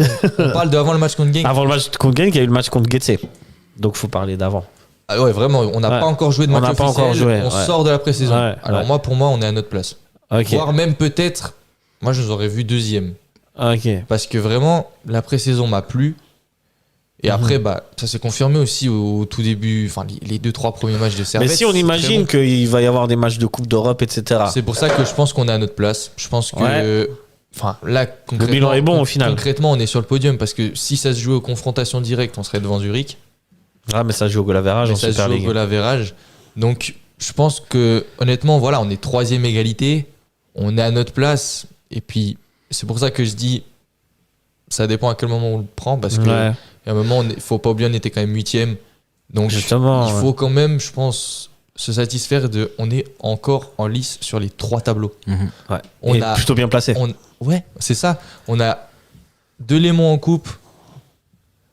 On a une deuxième partie de championnat qui va être haletante parce que la course au titre, elle est toujours là. Si Servette se met en mode machine, rouleau compresseur et qu'on ne laisse pas filer ses points bêtement comme on l'a laissé filer hier, parce que hier, si on gagne, le débat est clos. On est deuxième à égalité, donc 3e. Mais il y a surtout qu'il n'y a pas d'hésitation sur le fait de parler de titre. Ouais. Là, tu penses qu'à cause de ces 2 points, c'est mort si on gagne hier, ça veut dire que tu reviens à... T'as 5 points d'IB si tu gagnes. T'as 5 points d'IB, il y a une pression qui s'instaure. Mais là, malheureusement, 31, 38, t'as 7 points de différence. Je pense que Servette, cette année, du coup, pour le titre, ça peut être un peu juste. Jouer les places européennes, au mieux deuxième, ce serait bien. Faut refinir deuxième, non? Deuxième, non mais on est d'accord ou pas? Deuxième, c'est totalement faisable. C'est faisable. On est à 2 points des deuxièmes. Et puis, on a une double confrontation en Conference League. Donc, je pense que le bilan qu'on peut tirer en Super League, mais aussi en global de la première partie de saison, c'est que Servette est là où on l'attendait en championnat et même mieux en Europe. Ok. Moi, pour moi, après je te laisse la parole, Dave. Servette est la 2e meilleure équipe de championnat, de ce que j'ai vu, en termes de jeu et de IB premier. Tout. Alors avec la Coupe d'Europe, c'est clair que ça a bouffé pas mal d'énergie, mais je vais te rejoindre, je trouve qu'on est bien placé là où il faut. Sachant qu'en deuxième partie de saison, il va y avoir encore des matchs de Coupe d'Europe, mais je pense pas qu'il y en aura autant que ce qu'il y a eu là. Et donc ça va peut-être permettre aux Servettiens et au corps servettien de se régénérer un peu mieux et de continuer à faire des belles séries de victoires. Puis le retour de l'infirmerie. Et de finir deuxième. Parce que normalement 2024, on devrait récupérer la plupart de nos blessés. Crivelli, normalement. Donc il faudrait finir deuxième, non? C'était pas extraordinaire ce qu'on a vécu. Ouais, bon, en même temps, l'année dernière, on a peur aussi. On commence bien, après on fait une série de matchs nuls et on se demande si on va finir par l'avoir, cette 2e place. Ouais. On se fait peur. Mais l'année passée, on n'est pas aussi fort que cette année. C'est ce que j'ai dit. D'accord, pour moi, l'année passée, c'est tout juste. On a la 2e place, mais on est heureux de l'avoir. Parce que franchement, si on est critique, dire qu'on la mérite pas Ah si, on la mérite quand même. On la mérite parce que... On la mérite sur la fin de saison. On la mérite sur la fin de saison, mais surtout de se dire, on la mérite parce que l'année passée, on n'est pas top, on est moins bon que cette année, mais qui c'est devant nous ? L'année passée, il y a IB qui est très loin. Oui, il y a IB qui est très loin. Mais sinon, qui c'est que tu mettrais deuxième à notre place l'année passée ? Ah, l'année passée, ouais, bah il y a Lugano qui est quand même bon. Hein, il y a Lugano où ça se joue. Donc finalement, Servette, l'année passée, ils sont deuxième en jouant moins bien. Mais je trouve que le championnat l'année passée, c'était un cran en dessous aussi. Ouais. Parce que là, actuellement, là, comme je l'avais souligné, il y avait 2-3 Saint-Gall et Zurich qui sont bons. Hein. On a, là, les 3 premiers, ils ont déjà plus de points que Servette à ce moment-là de l'année. Et on était deuxième. Avec le même nombre de matchs ou pas ? Parce que là, il faut compter qu'il y a quand même 1 ou 2 matchs de plus que par rapport à l'année dernière. Ah, mais on avait plus de points. Quand j'avais dit cette stat, on avait joué environ 14 matchs. Et on avait plus de points qu'on avait fait 16. Ok, d'accord, très bien. Parce que là, on est à 18, c'est vrai que... C'était juste avant la Coupe du Monde, on avait fini, il me semble, à 28 points. C'est possible. 28 points ? Ouais, mais parce qu'on avait fait un nombre de matchs nuls indécents. Ouais, c'est vrai que l'année dernière, on faisait beaucoup de matchs. En fait, l'année passée, je dirais qu'on a vraiment bénéficié aussi d'une réussite parce que on faisait match nul. Les autres, ils se bouffaient là. On faisait match nul. Ouais. Et les uns entre les autres se bouffaient. Tu sais, et même quand tu faisais match nul, tu disais le gars qui est derrière toi, il a 2 points, il va gagner, il te passe devant, il faisait match nul. Ouais. Des fois contre Winterthur, hein, même pas contre un. Genre un Lugano qui perd des points à Winterthur ou je ne sais pas. Mais là, cette année, c'est différent. Cette année, maintenant, l'équipe est beaucoup plus puissante. Ouais. Et je trouve aussi que l'adversité est plus forte aussi. Saint-Gall et Zurich cette année, c'est plus puissant que l'année dernière aussi. Ouais, bah quand tu vois Lugano, la saison que Zurich fait l'année dernière, moi je les imaginais pas faire cette saison. Si, quand même. Depuis qu'ils ont été repris par Beau. Oui, ils reviennent, ils revenaient bien. Après, moi je nous voyais quand même 3e avec quelques points d'avance sur le 4e. Mais là, on est 4e. Ouais. Mais bon, on est 4e à égalité de points avec Zurich, hein, donc oui, il y a pas. Après, Lugano, pour moi, ils sont pas à leur place parce qu'ils l'effectif qu'ils ont. Ils ont une bête d'effectif. Hein. Mais ils ont eu beaucoup de blessés aussi. Pour moi, l'effectif qu'ils ont, je pense que il est équivalent à un podium. Ils ont un nombre de blessés. Je pense que c'est la plus grosse infirmerie de Suisse. Honnêtement, ils ont tous leurs titulaires qui sont blessés. Ouais. Mais si ils avaient tous leurs joueurs... Tchellar, par exemple, en numéro 9, il est exceptionnel. Enfin, exceptionnel. C'est un bon joueur aussi. Ils ont Tchellar, mais... Ils ont des joueurs comme Gergic qui était à Sion, très bon joueur. Qui était de loin le meilleur joueur de Sion. Même Mahou qui est pas mauvais. Hicham Mahou qui est un très bon joueur de côté, qui est très rapide. Et ils ont un joueur que moi j'adore. Il arrive, il est de plus en plus vieux, mais un joueur que moi, par exemple, j'aurais adoré à Servette en numéro 10, Botany. Ah, Botany, je le trouve extraordinaire. Je suis totalement d'accord avec toi. Et Botany, il me semble, il a été sélectionné l'année passée. Mais il était blessé là, il a pas joué hier. Justement, il est blessé. Mais imagine hier, si t'as un Tchellar à 100%, t'as un Botany, t'as Gergic Sabatini, l'équipe, elle a rien à voir. Moi, j'aime beaucoup à Lugano, Ali Seda. Ouais. Tu vois qui c'est le gars de côté. Ali Seda, Valenzuela, fort aussi. C'est des petits joueurs hyper forts. Ali Seda, moi j'en ai fait des cauchemars quand ils ont mis les 2 buts là. Ouais, mais c'est un sacré joueur. Même ils ont revendu Amoura, qui était pas forcément un titulaire à Lugano. Vous avez vu la saison qu'il fait à l'Union de Saint-Gilloise? Non, j'ai pas vu. Ok, il fait une bête de saison. Ok. Je te le dis. Non, mais Amoura, j'ai jamais compris pourquoi il était remplaçant. Il est trop fort. Ouais, je suis d'accord. C'était un joueur, il allait vite. Ouais, et surtout doté d'une très bonne technique aussi. C'est ça. Techniquement, tu pouvais pas lui prendre la balle. Et là, quand je l'ai vu partir à Saint-Gilloise, j'ai fait oui. C'est logique, quoi. Il a largement le niveau. Messieurs, et à tout le monde qui sont sur le chat, je vais vous poser une question. Émotionnellement, comment vous vivez cette saison? Est-ce qu'on est pas loin d'être sur une des meilleures saisons que vous vivez en tant que supporter de Servette ou... Ça dépend, tu me poses la question avant ces 2-3 dernières semaines ou aujourd'hui? En général. En général. Est-ce que tu as vécu mieux que cette saison, même si tu prends les 2 derniers matchs? Franchement. J'ai vécu aussi bien, mais il y a 20 ans. Mais il y a 20 ans, t'avais quel âge? J'avais 20 ans. Ok. Et avec autant de passion que maintenant et tout, t'allais tout le temps au stade? Moi j'ai commencé à aller au Charmy, donc oui. Ok. Non, moi je sais pas, je dirais que la saison du titre, j'étais ado, mais je l'ai vécu un truc de fou. le titre en finale de Coupe Suisse contre Yverdon à Bâle, j'y étais. C'est comme un fou. Ça, c'est pas mal.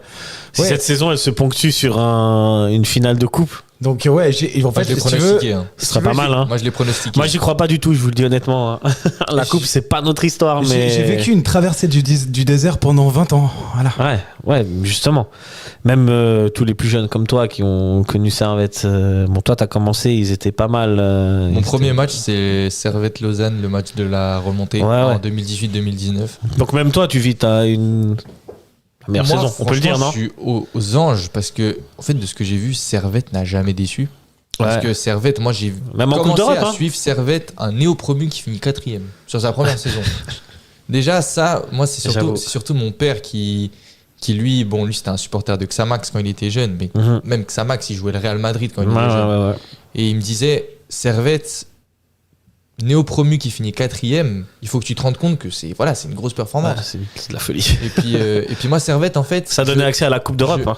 Le match contre Moldé, non? Ouais, exact. Les souvenirs sont bons. C'est exactement ça, ouais. Il y a eu Rosengarad, je sais plus comment ça s'appelle, l'équipe... Non. Ah non, c'est pas l'équipe slovaque. C'est pas la fois où on élimine l'équipe slovaque et le tour d'après on joue Reims. Non, Moldé, c'était l'année d'avant, t'as raison. Et on se fait sortir par Reims. Parce que moi, j'étais au stade. Rosenberg. Mais c'est pas la même chose. Il a raison. Moldé, c'était avant. C'est la saison précédente. Et après, t'as Rosenborg et Reims. Moldé, c'est quand on jouait les barrages pour la Conference League. C'est la première année de la Conference League. Exact. Ce match aussi, moi, je trouvais que le match retour de Moldé, c'était un des meilleurs matchs que j'avais vécu ces dernières années. Mais cette année, j'en ai vécu bien mieux. C'est vrai que cette année, même en termes d'année civile, genre, il y a cette saison-là, mais la fin de la saison dernière, elle est incroyable. Elle est folle aussi. La victoire contre Sion 5-0, victoire contre Zurich 4-0, le 3-3 contre Bâle. Pour revenir à ta question de est-ce que c'est la meilleure saison émotionnellement, moi j'ai vécu que des très belles années. Franchement, c'est magnifique. Déjà l'année passée, je pensais que on avait vraiment atteint un pic de. Enfin, moi, avoir vécu le Servette Sion 5-0, tu peux pas être au mieux, tu peux pas être max. Et là, cette année, je crois, j'ai failli pleurer quand on a éliminé Genk. Et juste ça te met dans le bain d'une saison. C'est fou, ouais. Contre les Rangers, on fait un match héroïque. Parce qu'il faut pas oublier que. Enfin, moi qui suis activement le foot, même en profondeur, je sais que les Rangers, c'est largement au-dessus de nous. Bah oui. Mais pour beaucoup de gens au stade, on devait gagner. Mais moi, j'avais quand même. Non, mais parce qu'ils connaissent pas les Rangers, ils connaissent pas l'histoire des Rangers. Mais moi, je sais que c'est un club aussi qui est exceptionnel. Et donc, j'avais aussi le recul de se dire déjà 1-1 contre les Rangers, c'est magnifique. Avec en plus le scénario de on gagne 1-0. Donc, t'as cette. Surtout que tu t'es laissé l'espoir en perdant que 2-1 là-bas. C'est ça. Et puis tu t'es dit que avec un peu de chance, ça peut potentiellement passer. Quand Koutessa, il te met cette frappe en lucarne, tu célèbres en te disant il y a match nul. Il y a 2-2 sur les deux matchs et tu as encore cet espoir. Puis après, ce qu'on vit physiquement, ça va être à ce qu'on a vécu aussi. Alors après, c'était un peu pénible en championnat parce qu'on a fait des matchs nuls et des défaites. Mais entre nous, ça valait le coup, non? Franchement, ça valait le coup. Il y a beaucoup de gens dans le chat, Lucas05 Geneva, qui parle que grâce à l'Europe, c'est au top parce qu'il a pu faire des déplacements européens, j'imagine. Moi aussi, j'ai fait des déplacements européens. Je sais pas si vous avez eu l'occasion de faire, mais il faut le faire. Ambry Piotta qui dit que rien que pour l'Europe, c'est sa meilleure saison aussi qu'il vit. Donc voilà. Si je traduis bien, donc. En fait, c'est l'Europe qui fait. J'arrive gentiment au fait que il y a eu cette série de victoires, certes en championnat, mais au-delà de l'Europe, enfin. L'Europe, il nous fait vibrer. Ouais. Moi, mon cœur, il allait arrêter de battre au moment où Bédia il met son penalty contre Tiraspol. T'enchaînes le match d'après où tu fais un 1-1 contre Rome dans un stade. Moi, j'avais les larmes aux yeux juste à l'avant-match. T'as un stade plein. Ouais. T'as une ferveur que tu t'affrontes un cadre européen. Vu. L'AS Rome, et puis moi, mon souhait, c'était d'un match où on regarde l'AS Rome dans les yeux. C'est ce qu'on a eu. Ouais. Donc, émotionnellement, je pense que c'est là on est très très bien. Je pense que c'est de loin la meilleure saison que j'ai vécue. Ouais. Émotionnellement. Alors, émotionnellement, les matchs de Coupe d'Europe. Je suis totalement d'accord. Il y a rien de mieux. Il y a rien de mieux. On est d'accord. Il y a rien de mieux. Non, c'est clair. C'est un visage d'un club qu'on aime et qu'on s'attendait pas forcément à voir aussi élevé. Ouais. Je le dis clairement. Ça te montait en puissance. Ouais. Je m'attendais pas forcément avoir Servette à cette place en Coupe d'Europe. En plus, c'est l'Europa League. C'est qu'on s'est qualifié pour une compétition où il y a quand même des belles équipes. Le Slavia Prague, excusez-moi messieurs, mais c'est une bête d'équipe. Ouais. Et surtout que, suivant le tirage, on aurait pu tomber dans la poule de Liverpool. Ouais. Donc ça aurait été aussi des super matchs mais ça veut juste à vivre. Dire que il y a beaucoup de gens qui se disaient ouais, mais ce sera pas la Champions League. Oui, mais il y a beaucoup de gens qui n'ont pas connaissance, par exemple comme des équipes comme le Slavia Prague, du niveau de l'Europa League. Ouais. L'Europa League, c'est très très très élevé comme niveau. Bah ouais, je suis d'accord. Donc là, on va encore mieux. On avait le niveau de la conférence, nous. On était censé finir en conférence. Young Boys, qui est la meilleure équipe en Suisse.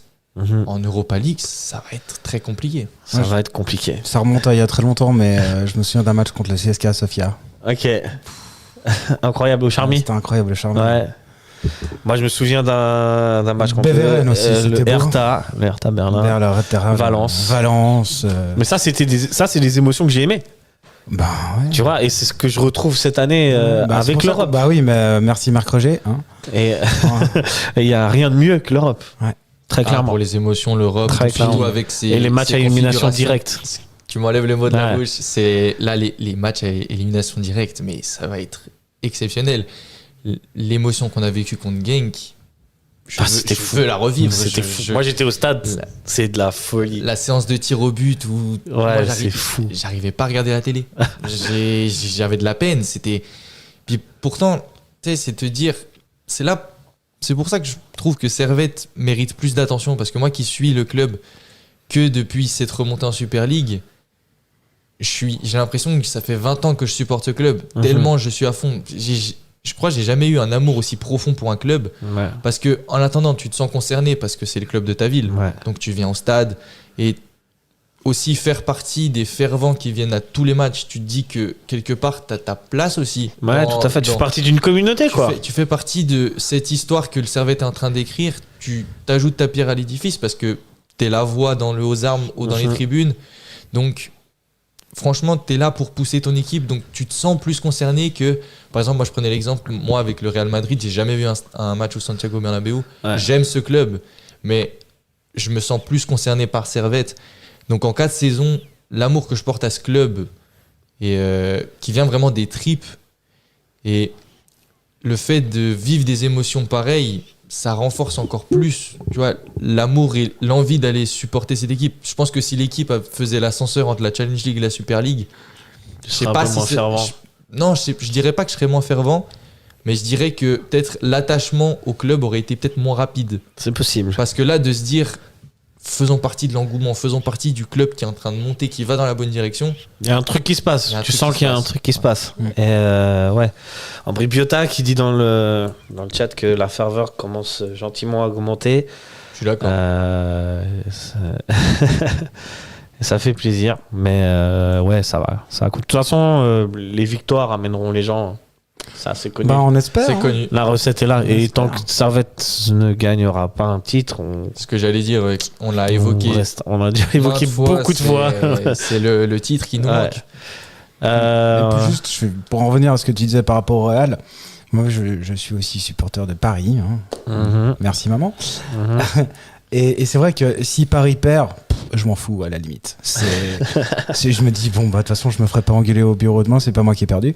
Mais c'est vrai que quand Servette perd, je l'ai là. Ouais. Je l'ai en travers et le lendemain, je suis vraiment pas bien. Ouais, t'as encore ce truc-là? Ah ouais. Ok, moi je l'ai plus ça. Un match nul. Je te dis honnêtement, je l'ai plus. Ah non, mais moi c'est à la vie à la mort. Hein. Je suis né en face du stade, donc je voyais les projos depuis le Moi, je suis passé à un stade où je vais au stade. Je suis hyper content. Et après, à la fin, qu'il y ait victoire ou défaite. Sauf si c'est un match à un énorme enjeu, c'est-à-dire si le titre se joue ou quoi, ou le match contre Lugano, la demi-finale, là je l'avais un peu mauvaise pendant un petit peu. Mais sinon ça va. Non, même en challenge, je l'avais mal. Mais moi, faut me voir les jours de match ici au stade, c'est dès le lever. Ah ouais, non, ça c'est. Moi je suis clair, je suis conditionné dans le match, et rien que quand je prends le bus pour venir au stade, mais j'ai le smile. Grave. Mais je suis tellement content de venir.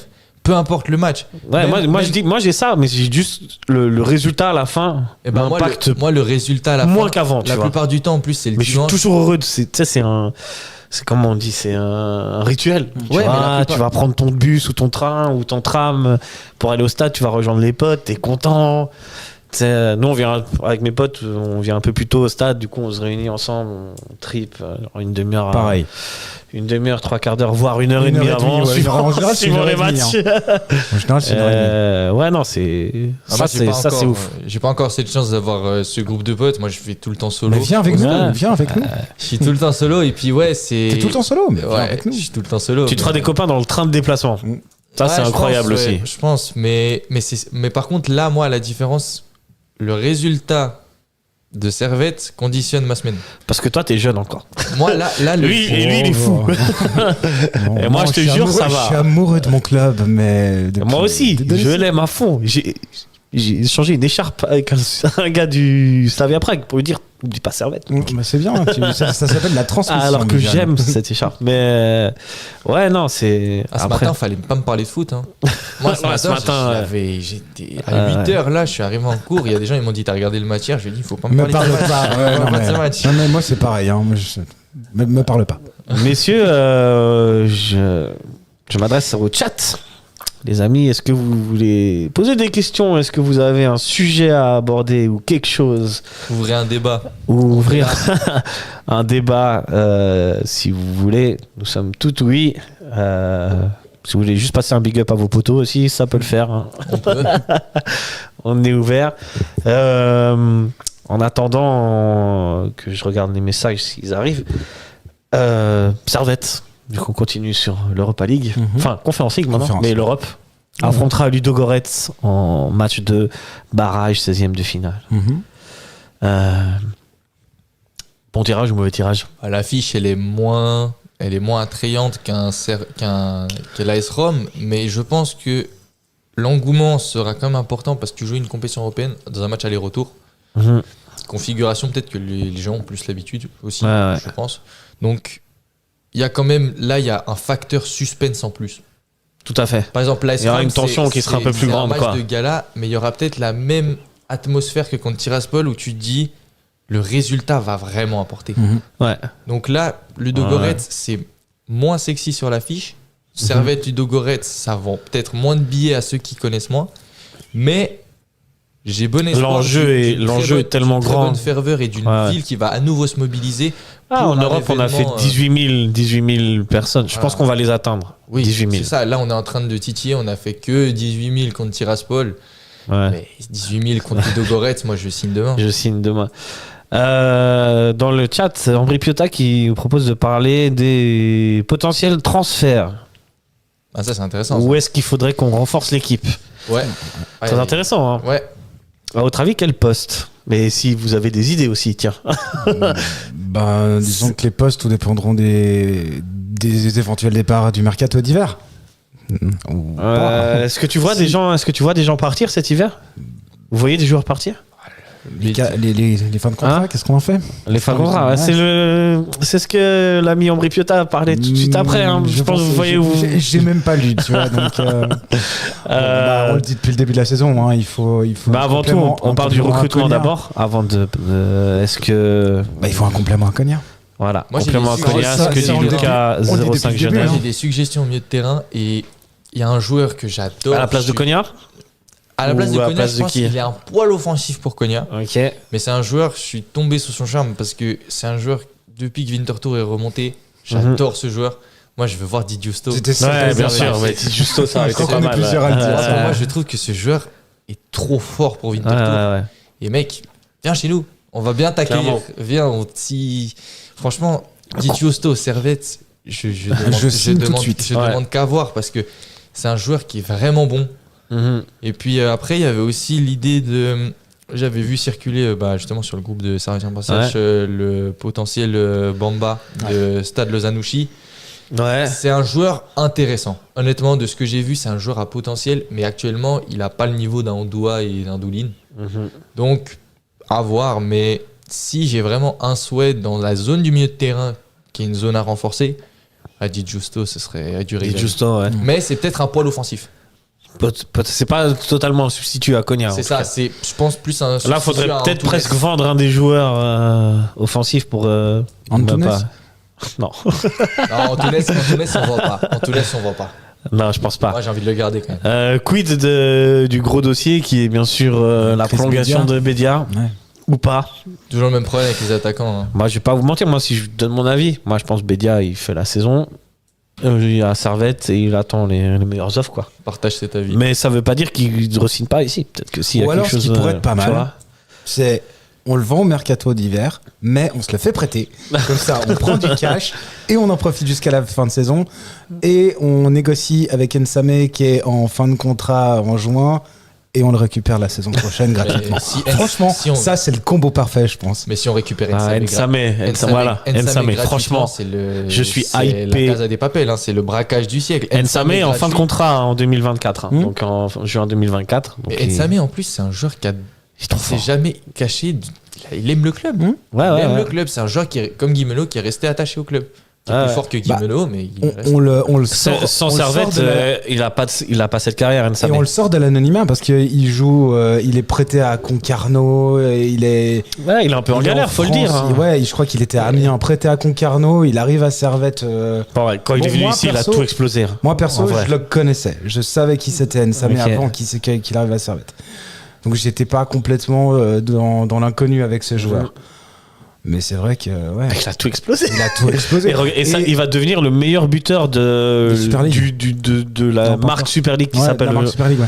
Donc depuis je sais pas quand, mais ça place de bonhomme quand même. Et je crois que c'est le dernier qui a sa chanson dans les tribunes. Ouais, en plus, ouais. Nsame. Ouais. T'es hypé toi par l'arrivée de Nsame? Enfin, si. Mais Nsame, c'est un transfert depuis que je supporte Servette. Tu l'as encore en travers de la gorge au départ? Moi, je regardais pas le Servette quand il est parti. Mais Nsame, quand j'ai vu que c'était justement un ancien Genevois et que, en fait, je pouvais pas me dire il reviendra jamais à Servette. Pour moi, c'est sûr qu'il viendra à Servette. Ouais, t'en es convaincu comme ça? Je sens qu'il reviendra à Servette. Je sais pas pourquoi. Parce que les interviews, quand on lui pose des questions par rapport à Servette, il y a toujours.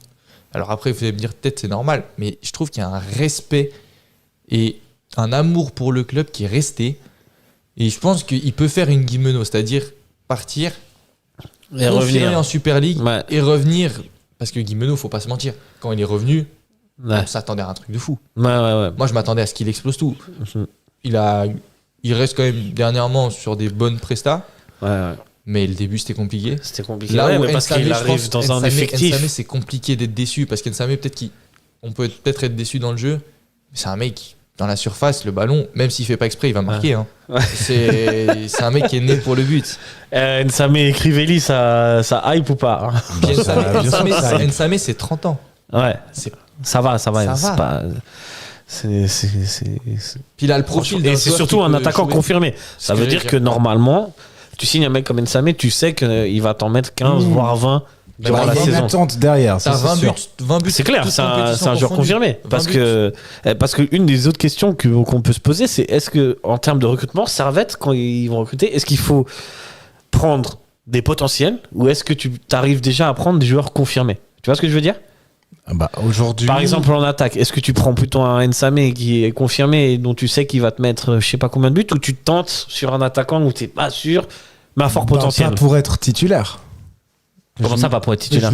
Je mise pas un non confirmé si c'est pour être titulaire. Ok, donc si on perd Bédia et qu'on prend un attaquant, comme il l'a dit par exemple Bamba. Même Bamba, il est pas attaquant. C'est un milieu de terrain. C'est un milieu de terrain, pardon. Je le connais pas en vrai. Je crois qu'il est pas. Ouais, il est milieu def. Imagine, on prend Okita. Tu vois, Okita, il est sur une bonne saison là, mais il n'a pas le background de Nsame, par exemple. Je te donne un exemple. Encore Okita, c'est assez confirmé. Okita, je tenterai. Tu tentes Okita. Okita, après, moi, perso, je le connais pas. Je peux pas dire, donc je l'ai même pas assez vu jouer, donc c'est difficile pour moi. Mais après, si on prend, par exemple, un joueur qui a pas des grosses stats, mais qu'il y a un potentiel... C'était un peu le gars de Bédia à l'époque, hein.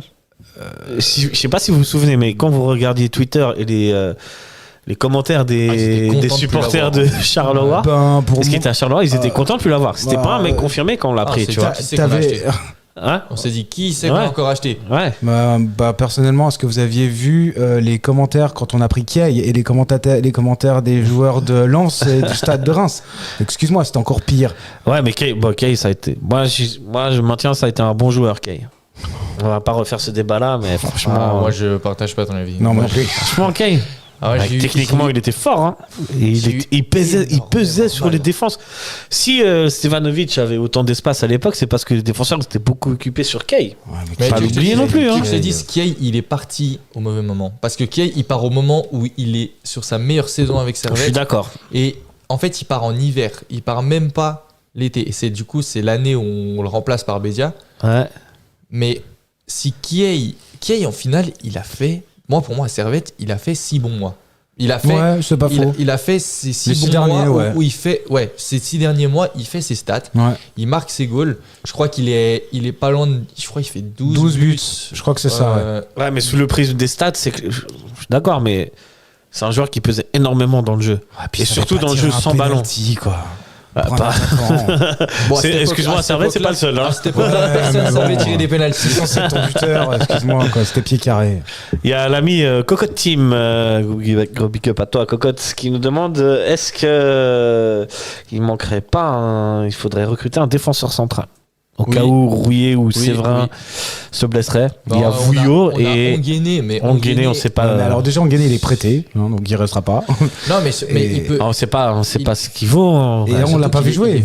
Il est venu de Salzbourg, ça nous a vendu. Ouais, on se fait prêter un mec qui a joué la Ligue des Champions. De Salzbourg, Francfort, je crois. Ah non, il a évolué pour Salzbourg et il a beaucoup évolué à Salzbourg et après à Francfort il a perdu du temps de jeu, c'est pour ça qu'il est venu. Ça faisait un an qu'il avait pas joué. J'avais fait un papier quand il avait signé. J'étais hyper enthousiaste et en fait parce que le mec avait pas joué depuis un an aussi. Ça. Mais donc, au final aussi, je sais même pas ce qu'il vaut aujourd'hui parce qu'on le voit plus. Je sais même pas. Il joue avec les moins de 21, j'en sais rien. Je sais pas du tout. Je sais pas. Je sais que Fofana c'est un abonné des M21. Mais sinon après pour d'autres raisons ça malheureusement. Mais oui, malheureusement oui, mais je sais même pas si on gagne. Mais après pour en revenir à la question de recruter un défenseur central, je pense que vous avez une idée comme ça vite fait dans le championnat? En début de saison ça parlait du retour de Vincent Sasso, j'ai été bouillant. Ouais, j'ai été hypé aussi. Moi aussi. Je l'adore ce joueur. Sasso c'est un joueur que Sasso Rouillet ça fonctionnait fort. Sasso j'ai pas compris pourquoi il est parti parce qu'en fait c'est un joueur quand il est parti c'était une pièce maîtresse de notre défense. C'était le défenseur, c'était le leader. Il arrive à marquer des buts aussi. Il a marqué pas mal. Et franchement, ça me faisait mal parce que j'adorais ce joueur quand il est parti. Donc, mais Rouillet, Sasso, comme tu dis, c'était super complémentaire. Donc, ça parlait d'un potentiel retour parce que justement, il y a des problèmes de contrat au Portugal et tout ça. Je crois qu'il était plus payé, non? Ouais, c'est ça. Il y a un moment, il était plus payé. Donc, je me suis dit, c'est le parfait retour. Imagine, t'as une défense centrale, t'as Vouillot, Séverin, Rouillet, Sasso. Là, franchement, t'es bien. T'as une profondeur de banc parfaite. Et puis, surtout, Vouillot, si on commence aussi à le faire jouer dans l'axe, parce que moi, je suis convaincu que Vouillot, si on le fait jouer un peu défenseur central... Vouillot, on voit le potentiel. Et bien sûr, Vouillot, c'est quand tu regardes la saison qu'il fait l'année passée. Il fait une super saison. Et là, malheureusement, il a un peu payé les frais la manque de profondeur. Surtout des performances de Séverin. Je trouve que Séverin est monstrueux cette saison. Mais c'est pas pour en début de saison, moi je me doutais pas de Séverin. Je doutais de Rouillet. J'aurais jamais pensé que Rouillet ferait une telle partie de saison. Parce que moi, pour moi, l'année passée, Rouillet était un cran dessous. Ok. Il y a toute une période où il joue plus sous Geiger. C'est la période où Vouillot est clos. C'est ça. On nous parle aussi on a très vite fait évoquer le sujet, mais pour remplacer Konya. Et on parle aussi de Slow, ils ont réussi à se faire prêter Garbi, pardon. Non, mais quand j'ai vu ça, mais j'ai fait du Paris Saint-Germain. Ils font pas des prêts comme ça. C'est tellement intelligent. Après, c'est des choses à. J'en ai parlé quand il est arrivé, je pense. Le problème, c'est que ça, imagine, il est clos chez toi, il reste une saison. Après, tu fais comment pour le garder? C'est tellement intelligent de faire ses prêts. Pour le Slow, mais est-ce que pour Servette, ça vaut le coup? Tu mets une petite clause d'achat. Ah, voilà. C'est pour ça que pour Bola, ça peut être intéressant. Je me souviens ce que vous m'avez rétorqué à ça, parce que moi, justement, j'étais assez chaud sur Garbi. Qu'est-ce que nous t'avions rétorqué? Que ça donne pas une bonne image pour le centre de formation. C'est pas faux aussi. Ça se tient. Tu vas chercher un mec il a 19 ans, Relby. Tu vas le chercher au Paris Saint-Germain alors que potentiellement tu pourrais avoir des mecs dans ton centre de Mais formation. quid de notre centre de formation? Oui, mais les centres de C'est une vraie question aussi. Les hein. centres de formation, c'est des joueurs que tu as envie de faire émerger. C'est des joueurs que tu as envie d'abord d'inclure petit à petit dans ton équipe première. Ils font des bancs.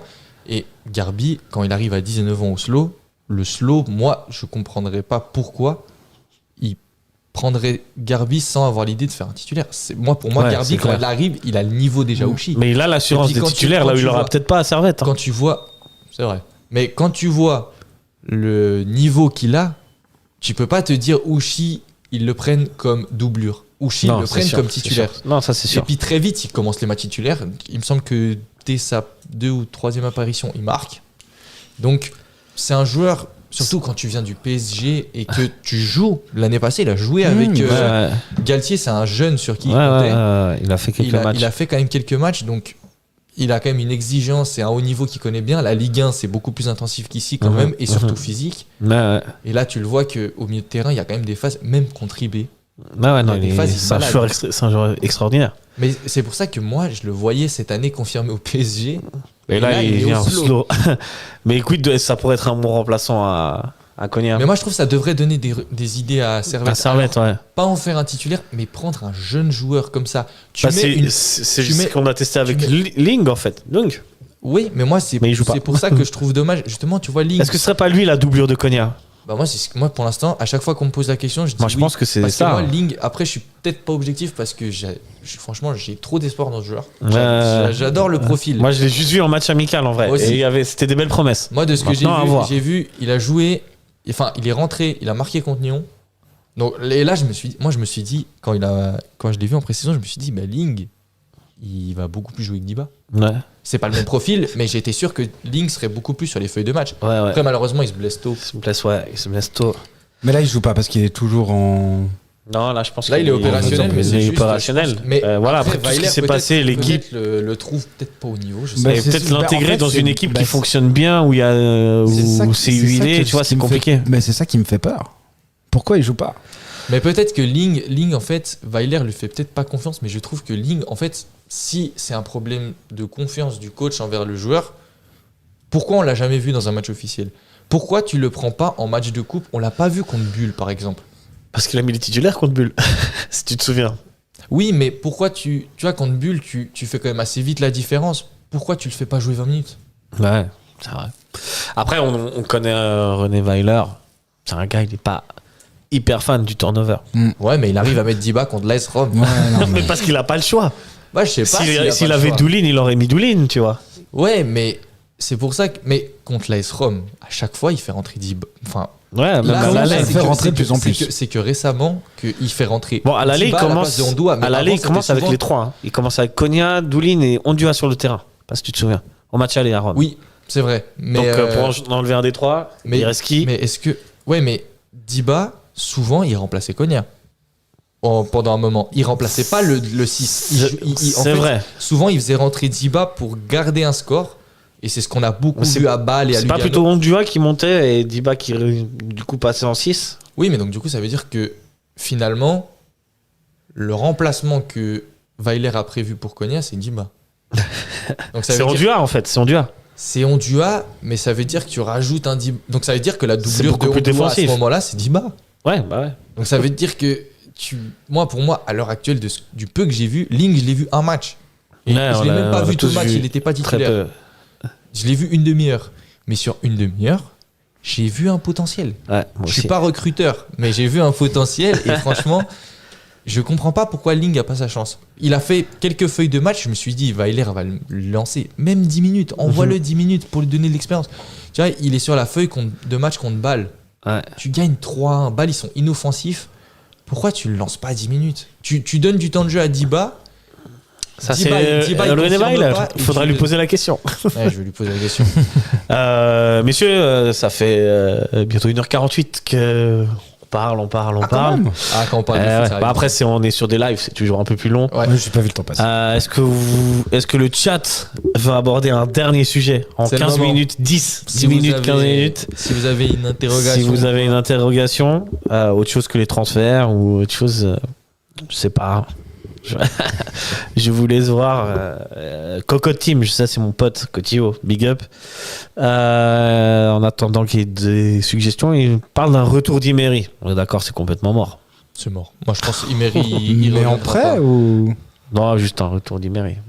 L'idée est pas mauvaise, mais Imery, je pense. Imery doit aller voir plus haut. Mais surtout qu'Imery, je pense qu'il a l'ego de pas revenir. Oh, il reviendra peut-être, mais plus tard. Là, c'est trop tard. Ouais, là, c'est trop tôt. Ça me paraît très bizarre en fait. Ça me paraît très bizarre. C'est Il est dans une progression de C'est carrière. ça.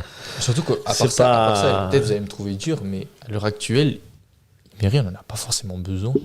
Non, clairement, je suis d'accord. Parce que Imery, on le faisait jouer sur le côté. Actuellement, pour moi, coûter ça, c'est indéboulonnable.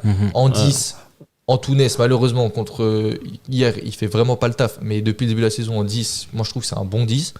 Écoutez ça, il peut aussi remplir ce rôle. Surtout parce que quand tu peux faire rentrer Bola. Donc, honnêtement, puis peut-être, on sait jamais, t'as la petite pépite Ling. T'as même le Taïf de Winterthur sur les côtés qui est pas mal aussi. Mais tu vois, par exemple, tu connais. Je l'ai pas assez vu jouer. Oui, El Taïf, moi je connais parce qu'il joue à Bâle aussi. Il joue à Bâle, justement. Et Winterthur, en fait, je pense que Servette devrait quand même s'inspirer de Winterthur. Parce que moi, par exemple, un joueur que j'aurais idée pour Servette, et là, ça c'est un 8, même 6-8, Jankiewicz.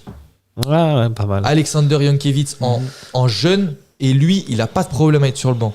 Parce que c'est un joueur qui jouait sur le banc à Saint-Gall. Il a jamais été aussi fort à Saint-Gall. Dans sa jeune carrière, il a joué à IB. IB, il a pas eu énormément de temps de jeu. Et je me souviens de sa saison à Saint-Gall où Zeidler, il le gère super bien. Et il fait vraiment une très bonne saison. Et là, à Winterthur, des échos que j'ai entendus, il fait aussi une bonne saison. Ouais. Donc, et Alexander Jankiewicz parle doublure. français. Il est genevois aussi d'origine, il me semble. Ouais. Donc, c'est un joueur qui connaît le club, qui connaît sûrement la langue. Enfin, il parle français. Donc, Winterthur recrute quand même très bien. El Taïef, c'est très intelligent. Très intelligent. Bon, il avait déjà joué à Winterthur. Il a fait Winterthur, Bâle, Winterthur. Oui, mais ça reste quand même. Ouais, ça reste une valeur sûre pour eux, en tout cas. Je trouve que Winterthur, ils font souvent les bons coups. Et j'ai l'impression que, toi, par exemple, Calissen, Lausanne, ils vont chercher Calissen. Moi, je l'aime bien, Calissen. Ouais, on en a parlé la semaine dernière, je me souviens. Calissen, pour vous dire, moi, sur Football Manager, Calissen, je l'ai pris quand il était à Bâle pour Servette. Parce que moi, pour moi, c'est un attaquant qui correspond parfaitement aux idées. Ou, par exemple. Je préférerais Okita. Un joueur qui avait quand même confirmé à Saint-Gall, qui avait fait 2 belles saisons, une saison à 9 buts et une saison à 15 buts, qui joue à Ludogorets. Quadodia. Quadodia. Doua. Qui n'avait pas eu beaucoup de temps de jeu d'ailleurs à Servette. J'ai pas compris d'ailleurs, parce que franchement, il était explosif, il était rapide. Par exemple, c'est un bon joueur. Mais c'est pas un milieu de terrain, mais c'est un bon joueur. Messieurs, on propose dans le chat, est-ce que Servette, vous pensez que Servette va se qualifier en 8ème de conférence? Est-ce qu'ils vont passer Ludogorets? On en a vaguement parlé un petit peu avant, mais un prono vite fait. Moi, je pense que oui. Je pense que ça peut le faire parce que c'est pour moi le tirage le plus abordable. Quasiment, comme tu disais, avec le c'est Slovan largement Bratislava. pas le plus sexy. Ouais, mais sportivement, sportivement, sportivement, moi je pense que c'est du 50-50, honnêtement. Après, je connais pas le championnat bulgare. Après, là, j'ai regardé, ils sont 2e du championnat. Ils ont quand même un truc comme, je crois, 39 buts marqués. C'est quand tu regardes ce qu'on. Ouais. Puis après, je vais pas vous mentir, je me suis pas trop renseigné, mais ils ont fini 2e de leur groupe en conférence, donc ça veut dire qu'ils ont quand même. Ils ont quand même bien joué, ils ont quand même amassé des points. Je sais pas qui c'est qu'il y avait dans le groupe. Alors, ils terminent de tête derrière Fenerbahçe et devant Nordjylland. Ouais, Nordjylland, c'est pas des mauvaises équipes, hein, donc ça va être chaud. Mais je partirais sur un 50-50. Mais moi, Ludogorets, c'est nettement des équipes qui étaient en potentiel adversaire. En championnat, ils sont à 48 buts marqués, 12 encaissés. Non, c'est costaud. C'est costaud, hein, surtout qu'ils sont 2e du championnat avec 19 matchs, 13 victoires, 3 nuls, 3 défaites. C'est solide. C'est la meilleure attaque du championnat et la 2e meilleure défense. Ouais. C'est quelques indications. Après, c'est le championnat bulgare. Je le connais pas. Ouais, mais faut plutôt voir les résultats qu'ils ont eu en Conférence League. En Conférence League, finir devant Fenerbahçe. Ils sont à égalité de points avec Fenerbahçe. Ils ont 12 points chacun. Et juste derrière, il y a Nordjylland à 10 points. Ouais, donc c'était serré. Ouais. Et la première. Et ils ont gagné contre Ils ont gagné contre Fenerbahçe. C'était qui le numéro 1 dans ce groupe? C'est Fenerbahçe. Ah, c'est Fenerbahçe. Mais c'est Fenerbahçe. Ah ouais, Nordjylland. Et la dernière, c'était Fenerbahçe au goal average. Et puis le dernier, c'est Spartak. Bon, alors non, le Ternva, je sais pas, mais ils ont fini avec ils ont fini avec 1 point. Enfin, c'était je pense qu'ils c'est une équipe qui lutte avec Fenerbahçe et Nordjylland qui est c'est niveau c'est pas une petite équipe dans le sens où un peu à l'image du Sheriff. Ouais. C'est pas l'équipe qui fait rêver, c'est pas l'équipe où on se dit ils vont aller super loin, mais ils ont quand même une expérience européenne. Ouais. Et c'est ça où il faut faire attention parce que faut pas se voir trop beau non plus. Non, clairement. Je vais prendre mon costume de Neil Hassan. et puis voilà, il y a le côté où faut pas sous-estimer. Faut pas sous-estimer. Hein. On parle 2 secondes de ceux qui sous-estimaient Slavia Prague avant le premier match d'Europa League, qui se disait ouais, ça devrait jouer.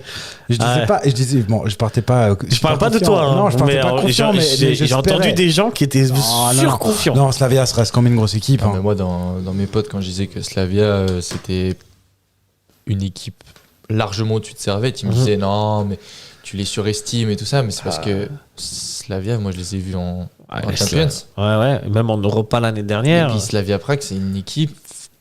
C'est pas du tout la même chose que Tiraspol. C'est des équipes qui ont les mêmes joueurs, qui sont stables, qui ont une ADN, qui ont un projet qui est cohérent, qui est sur le long terme. Ouais. Est-ce que Ludogorets, ça se rapproche de ça? Mais Ludogorets, où ça peut faire justement peur au niveau de l'expérience, c'est que Tiraspol, si on fait pas la fin de match de folie, Tiraspol, s'ils gagnent 1-0, ils te le font à l'expérience.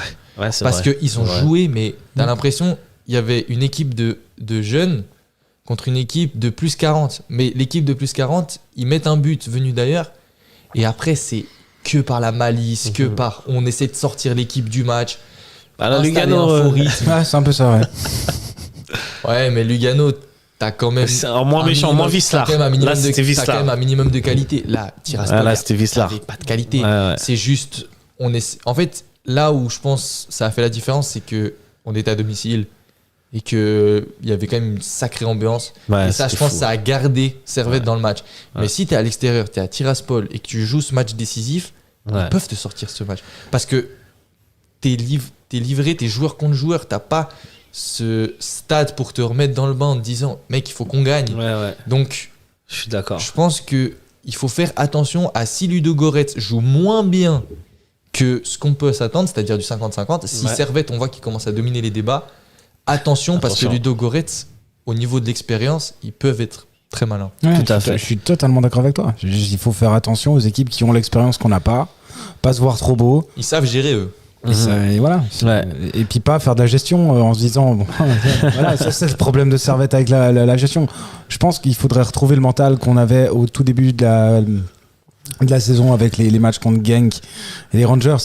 Et justement, capitaliser sur justement on est capable de le faire, mais il faut que ça reste là. L'expérience engrangée là. C'est ça. Il faut justement utiliser cette expérience qu'on commence à acquérir et puis pas se voir trop beau en se disant c'est Ludogorets. Parce que honnêtement, si on clairement. Parce qu'à la limite dans ce cas-là, si on prend l'Eintracht Francfort, on se fait sortir, il y a pas de problème. Ouais. On a eu un peu de chance sur le tirage. Après, mais ça garde de l'enjeu. Moi, je pense que Servette, on n'a jamais été aussi fort. À l'image de la Suisse, l'équipe de Suisse, on n'est jamais aussi fort que quand on est l'outsider. Ouais. On n'est jamais aussi. En fait, chaque fois qu'on est favori. Non, on ne sera pas favori là. Non, c'est peut-être là-dessus. Mais est-ce qu'on est réellement outsider? C'est là, je trouve, c'est vraiment une rencontre équilibrée. Parce que Ludogorets, on a de la peine à se situer. On ne sait pas, il faut qu'on regarde ces matchs. Tu joues l'Ajax. Mission, les gars. On va faire toute la saison. Allez, on va taper les matchs de Ludogorets. L'Ajax ou l'Eintracht, t'as pas débat. T'es la toute petite équipe, c'est même eux, tu te demandes est-ce qu'ils vont nous sous-estimer? La réponse est oui, parce que à chaque fois ils disent l'AS Rome, ils ont dit qu'ils nous sous-estimaient pas. Faut pas se mentir. Mourinho, il est gentil, mais moi je pense qu'il a clairement dit les gars, on peut pas perdre. Inconsciemment, les joueurs ils l'ont fait. Et inconsciemment, je pense aussi. Et parce que les entames de match qu'ils font, c'est pas des entames de match où ils se disent les mecs, on joue contre une équipe équivalente à nous dans le mental de se dire il y a 0-0 et c'est 50-50. Et c'était en mode ça gère. Et puis les 2 fois, ils mènent au score. Du coup, ça leur confirme la chose. Et je pense qu'on a profité aussi de ça. Tout à fait. Au match retour. Donc, je pense que la Servette ne doit pas se voir trop beau. Ouais. En se disant, c'est Ludogorets, c'est beaucoup moins sexy. On l'a déjà battu contre Tiraspol. Pas oublier que contre Tiraspol, on n'a pas gagné 4-0. Non, c'était tendu. C'était très dur. Même si on a dominé les débats, c'était très dur. Ouais. Et que pas tomber dans le piège Ludogorets, parce que on parle de piège pas parce que c'est un outsider, mais parce que grâce aux qualités qu'ils ont et à l'expérience qu'ils ont, ça peut faire la différence. Tout à fait. On va terminer notre live, messieurs, avec une dernière question. Où est-ce qu'elle était? Ah oui, Noctix Gent 12-19. Excellente question. Servette gagne la conférence, mais joue les barrages de relégation. Vous signez? Mon ami, tous les jours. Je signe tous les jours. On gagne la conférence, mais on joue les barrages. Mais si on gagne les barrages, donc. Cherche pas la petite bête. Il a posé la question, c'est comme ça. Les barrages, on gagne les barrages. J'ai juste une question. Moi, je signe tous les jours. J'ai juste une question stratégique. Si on gagne la conférence, est-ce qu'on a une qualification pour l'Europe? Ouais, pour l'Europa League. Ouais. Bah alors oui, c'est automatiquement. Ok, alors c'est bon, je sais. Automatiquement. En fait, Et tu seras chapeau 1 de stylo est là. l'Europa League. Ah non, mais tu sais, les coupes européennes, on en a parlé, changeront de format l'année prochaine. D'accord. mais ça, On en reparlera une autre fois.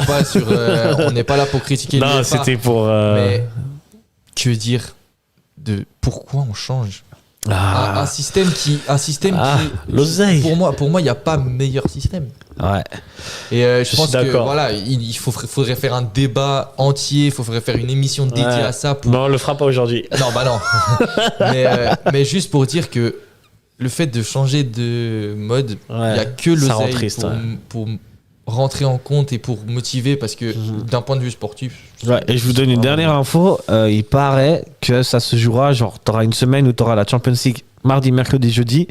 La semaine suivante, ce sera l'Europa ou l'En-Conférence mardi, mercredi, jeudi, un truc comme ça. Ok. Ah ouais, alors, ouais, et il y aura plus de matchs. Ah, il y aura Bref, à ce point-là plus d'équipes. Au lieu d'avoir 6 matchs de préliminaires, enfin de groupe, t'en auras 8 dans un format avec un championnat où t'as. Mais en fait, t'as un championnat où tout le monde se joue pas. Tout le monde se joue pas, mais tu vois, ils appellent ça le système suisse, entre guillemets. Puis après, il y a rien de suisse, c'est système, mon pote. C'est super compliqué parce que les premiers, ils vont en 8e, mais après, t'as une deuxième phase avec des barrages qui pour savoir les autres 8e. Ça veut dire que le premier non relégable est qualifié en Coupe d'Europe ou Bah là laisse tomber mon gars. On aura le temps d'étudier ça. Des infos, faut faire un master en gestion pour comprendre vraiment le c'est comme comment fonctionnent les barrages de Nation Leagues. Mais ça, messieurs, j'ai pas encore essayé de comprendre. Ça ne nous regarde pas. Regarde pas. Messieurs, merci de nous avoir éclairés pour vos analyses comme d'hab. Merci à tout le monde qui était dans le chat, c'était cool, ça fait plaisir. Je vois quoi, le Mux 6, Noctix Gen 12-19, YBI, je sais pas comment ça se prononce. Ça a bien interagi, on avait beaucoup de questions. Ah, il y a eu pas mal, ça fait plaisir. Cocotte Team, on est là. La Mux 6, je crois que j'ai déjà dit. Ambry Piotta, très présent. Gros big up à lui.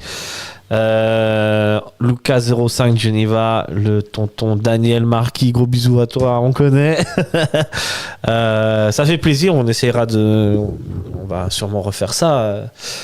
Très sympa. J'ai une idée comme ça, hein, mais sûrement un petit quiz en interactif, ça peut être pas mal, non? C'est clair. Hein, entre Noël et Nouvel An, je sais pas si vous êtes chaud. Je suis chaud. Mais c'est à voir, et en tout cas, merci pour tout, les gars. C'est un plaisir. Merci à tous. Et allez, Servette. Allez, Servette. Allez, Servette. Ciao, ciao. Bonne nuit. Bonne fête.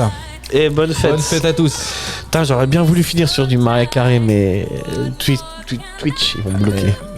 Un petit acapella, bien. Ah non. Allez, bonne nuit. Ciao, ciao. Ciao, ciao.